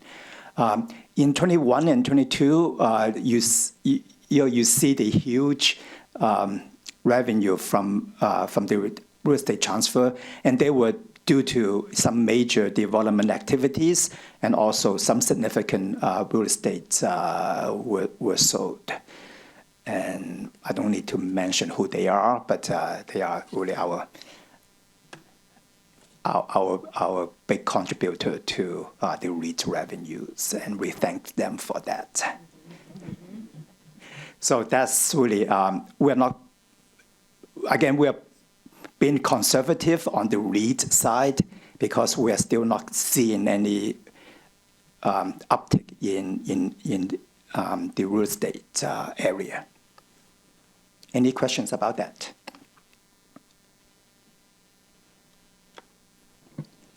What might we do as a council to encourage more of those development activities in the city, to see more REIT coming in? You just got a presentation from the economic development manager. So I think upcoming in next month or so, there will be a update on a report on the economic development report. So I think the consultant team is doing their work in identifying our so-called advantages, competitive advantages or market advantages. So we may have more discussion about potential economic development activities. But again, it depends on how much money is out there for purchasing. So more to come. Yeah, again, pieces of the picture. If I don't have any more questions, I will turn to Boyd to walk you through the utility fund revenues. Thank you. Good evening. We have one slide tonight for utilities, and this is it, but I have a few thoughts just to prime discussion. So once again, utilities are enterprise funds. They're looked at separately with both respect to revenues and expenses from the general fund and from each other. So we want to make sure they're balanced. And as we're Deputy Mayor discussed, for the utilities, we maintain a utility fund model that's out 7 years, and we're always looking at revenues and expenditures. When you start talking about the capital facilities plan, the projects that are already in the pipeline from the previous 2023-2029 plan are already known for the 25-26 budget cycle. So we're pretty certain that those projects will continue because they were previously approved. We have a good understanding of the expenditure. So I know we're only talking about revenues tonight, but we do look at that holistically to understand that balance. And that also assists us with rates, and we have the rates up there as well, to make sure that we are collecting adequate revenue to support day-to-day operations and the adopted capital facility plan and the planned projects, and at the same try to smooth rates and keep as low as possible to still keep a balanced utility fund. Real quick, this presents rate revenue and facility charge revenue. This does not include grants. If we were to include grants in this, it would be all over the place and really challenging to understand. But please understand that we have a pretty good understanding of estimated facility charge and rates. And for storm, our revenue is based on development facility charge. I'm going to say it's less than 10% of total rate or total revenue shown there. And the rest is based on impervious area of existing development and planned development. So we have a pretty good understanding of storm. We're in pretty good shape. Water, it's dependent on use. If you have a dry summer, you purchase more water, you sell more water, you get more rate revenue. If it's it's different annually, but we still try to look at an average usage over time. So you'll see that it grows consistently over time. Sewer is a little more determinate because it's based on winter water use for our utility area, so it's not as volatile with respect to summer. So I just kind of wanted to explain that because this looks really uniform. And when you start looking at these, I think the first question to ask is, okay, well, staff's recommending the 6.25, the 4.25 for sewer, and the 5.75 for storm from the 2023. What we're seeing up here is percent changes in the order of 5 and 6. That's an aggregate percent change. It includes a 1% growth per year. So you can bump that down. You'll see that the numbers for the annual percent changes are more consistent with what we have for water, sewer, and storm.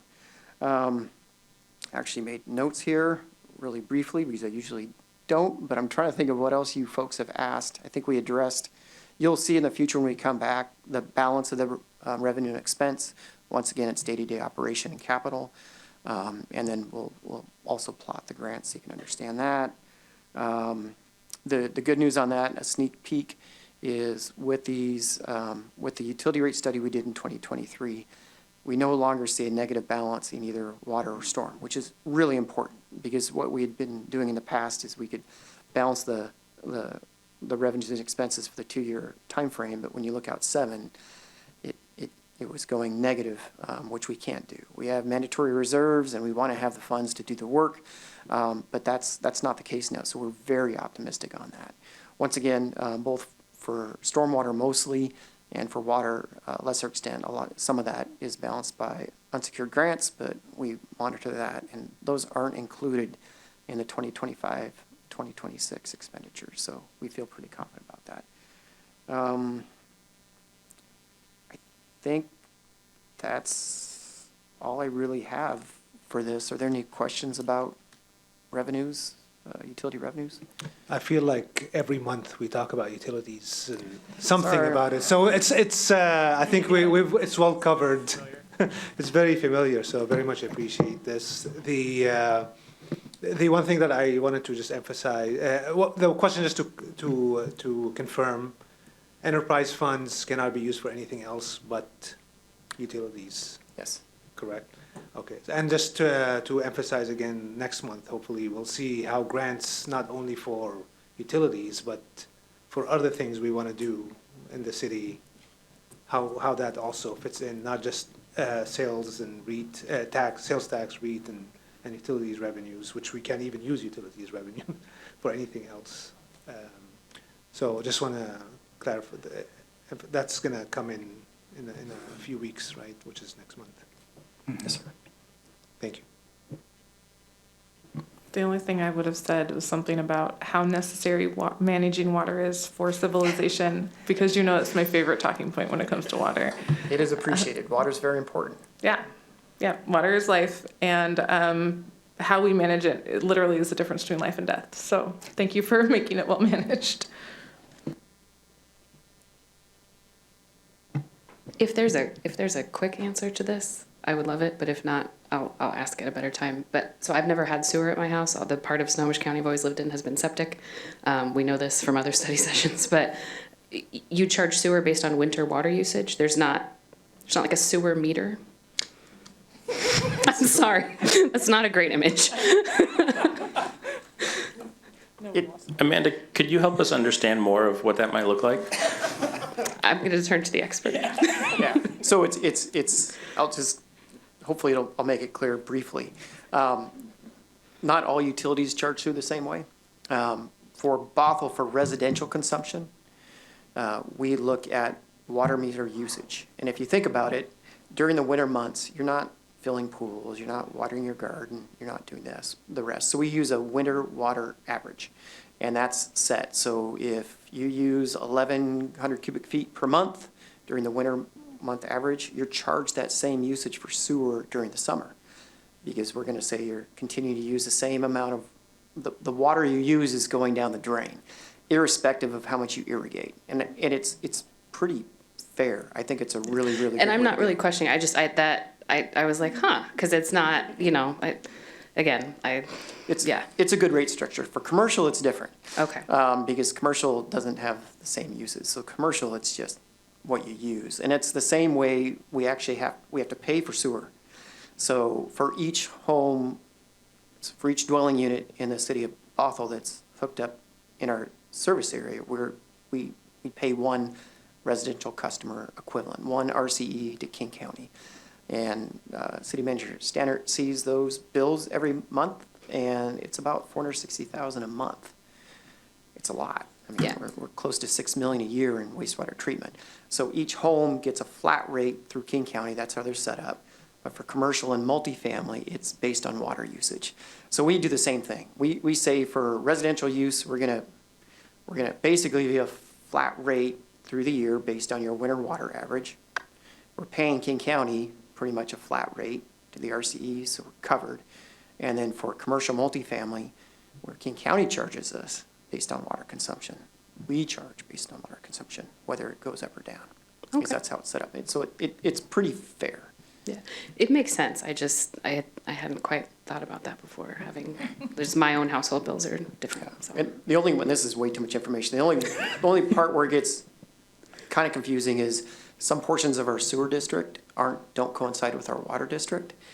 And so there's a handful, I'm going to say it's a small portion where we have to charge sewer, but since we don't have the water meter information, we charge those homes the residential average of all our residential uses.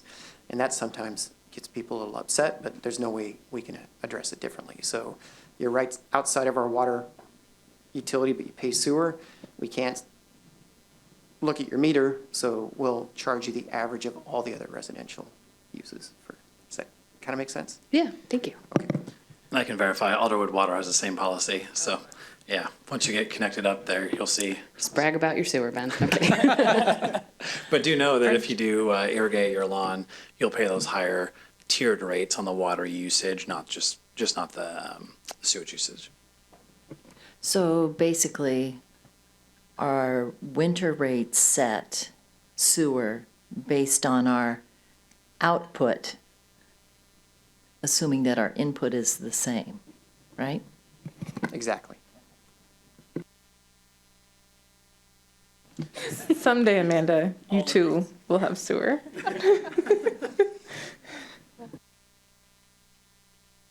Bothell has tiered rates just like Alderwood, and it promotes conservation as well. If you choose to irrigate all day, every day, you'll pay higher fees for that extra use. So that brings our presentation to the last slide. And again, that is to remind folks that if you have feedback, we are here to listen.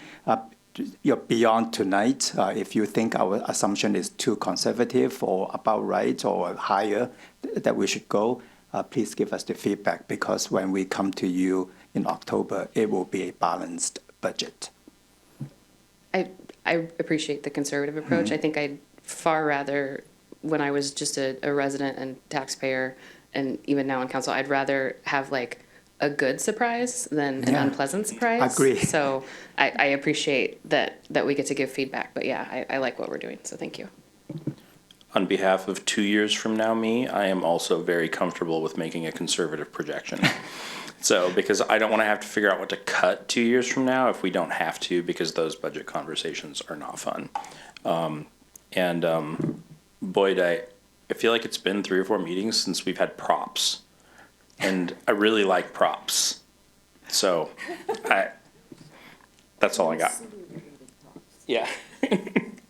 Maybe, never mind.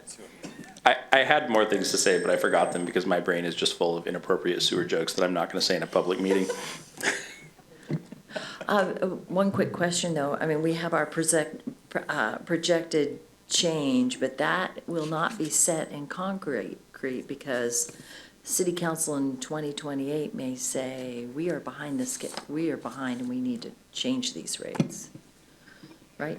And if I could just comment on that, we tried to make it, we hopefully made it abundantly clear that the rate of value Shane did is a snapshot in time, like Quan mentioned. Correct.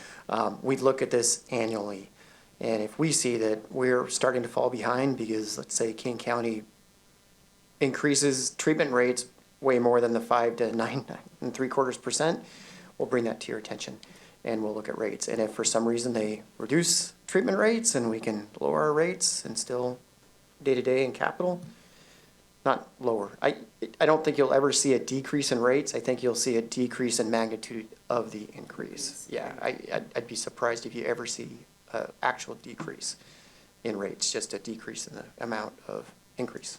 It seems like watching previous councils before my time, there was a place, and you know the history better than I do, where they put a pause on rate increases to give people a break. It seems like there was somewhere where they put a pause on increasing costs for people, and seems like it was our utilities that took it. Yeah, I wasn't here, if you're speaking of Bothell, I wasn't here at the time, but what you can see is that our rates, when 6 years ago, we were like the bottom 4 of the 29 SPU purveyors for rates.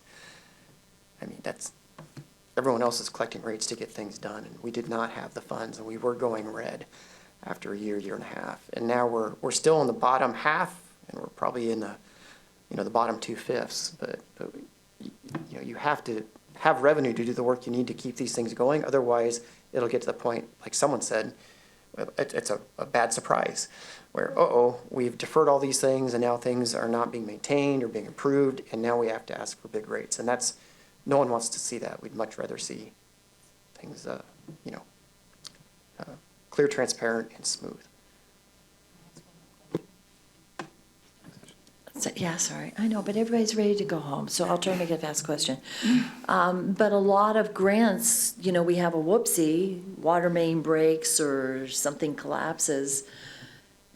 Aren't grants often based on us being able to do a match with? And if we don't have the money to match, we're going to have problems as well.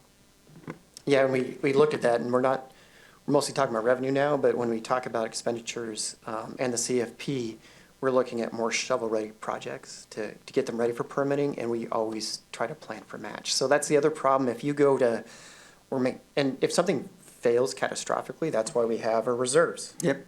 Emergency reserve funds. But you still don't want to just have that flat with zero cash reserves available, because you want to be able to use those funds for grant matching and the rest. And we program that stuff in. So if we anticipate a grant in 2026 and it's for a $1 million project, we'll if it's unsecured, we'll say, oh, okay, well, it's 200,000 utility and 800,000 grant, or 250, and we try to find a nice balance so we're competitive, and it makes the grants more eligible for grants.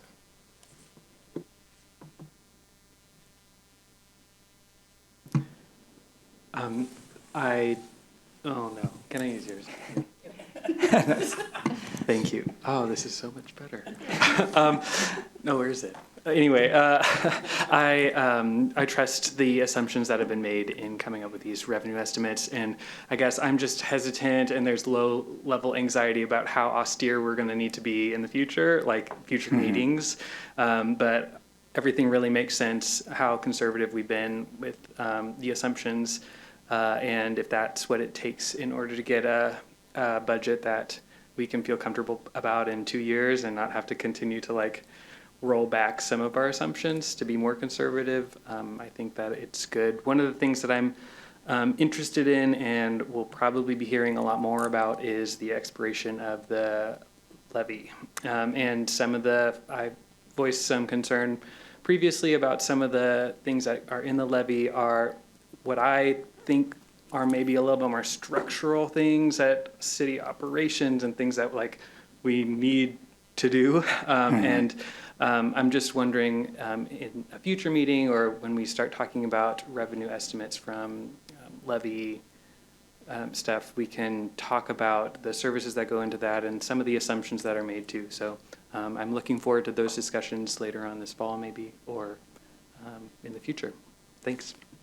Again, we are following up on the council's directive on how do we fund operations using non-levy money. So again, in the budget, you will get a taste of that. But again, there are going to be choices that you need to make. In terms of the Safe Street levy, we will talk more about that. And there are options, but stay tuned.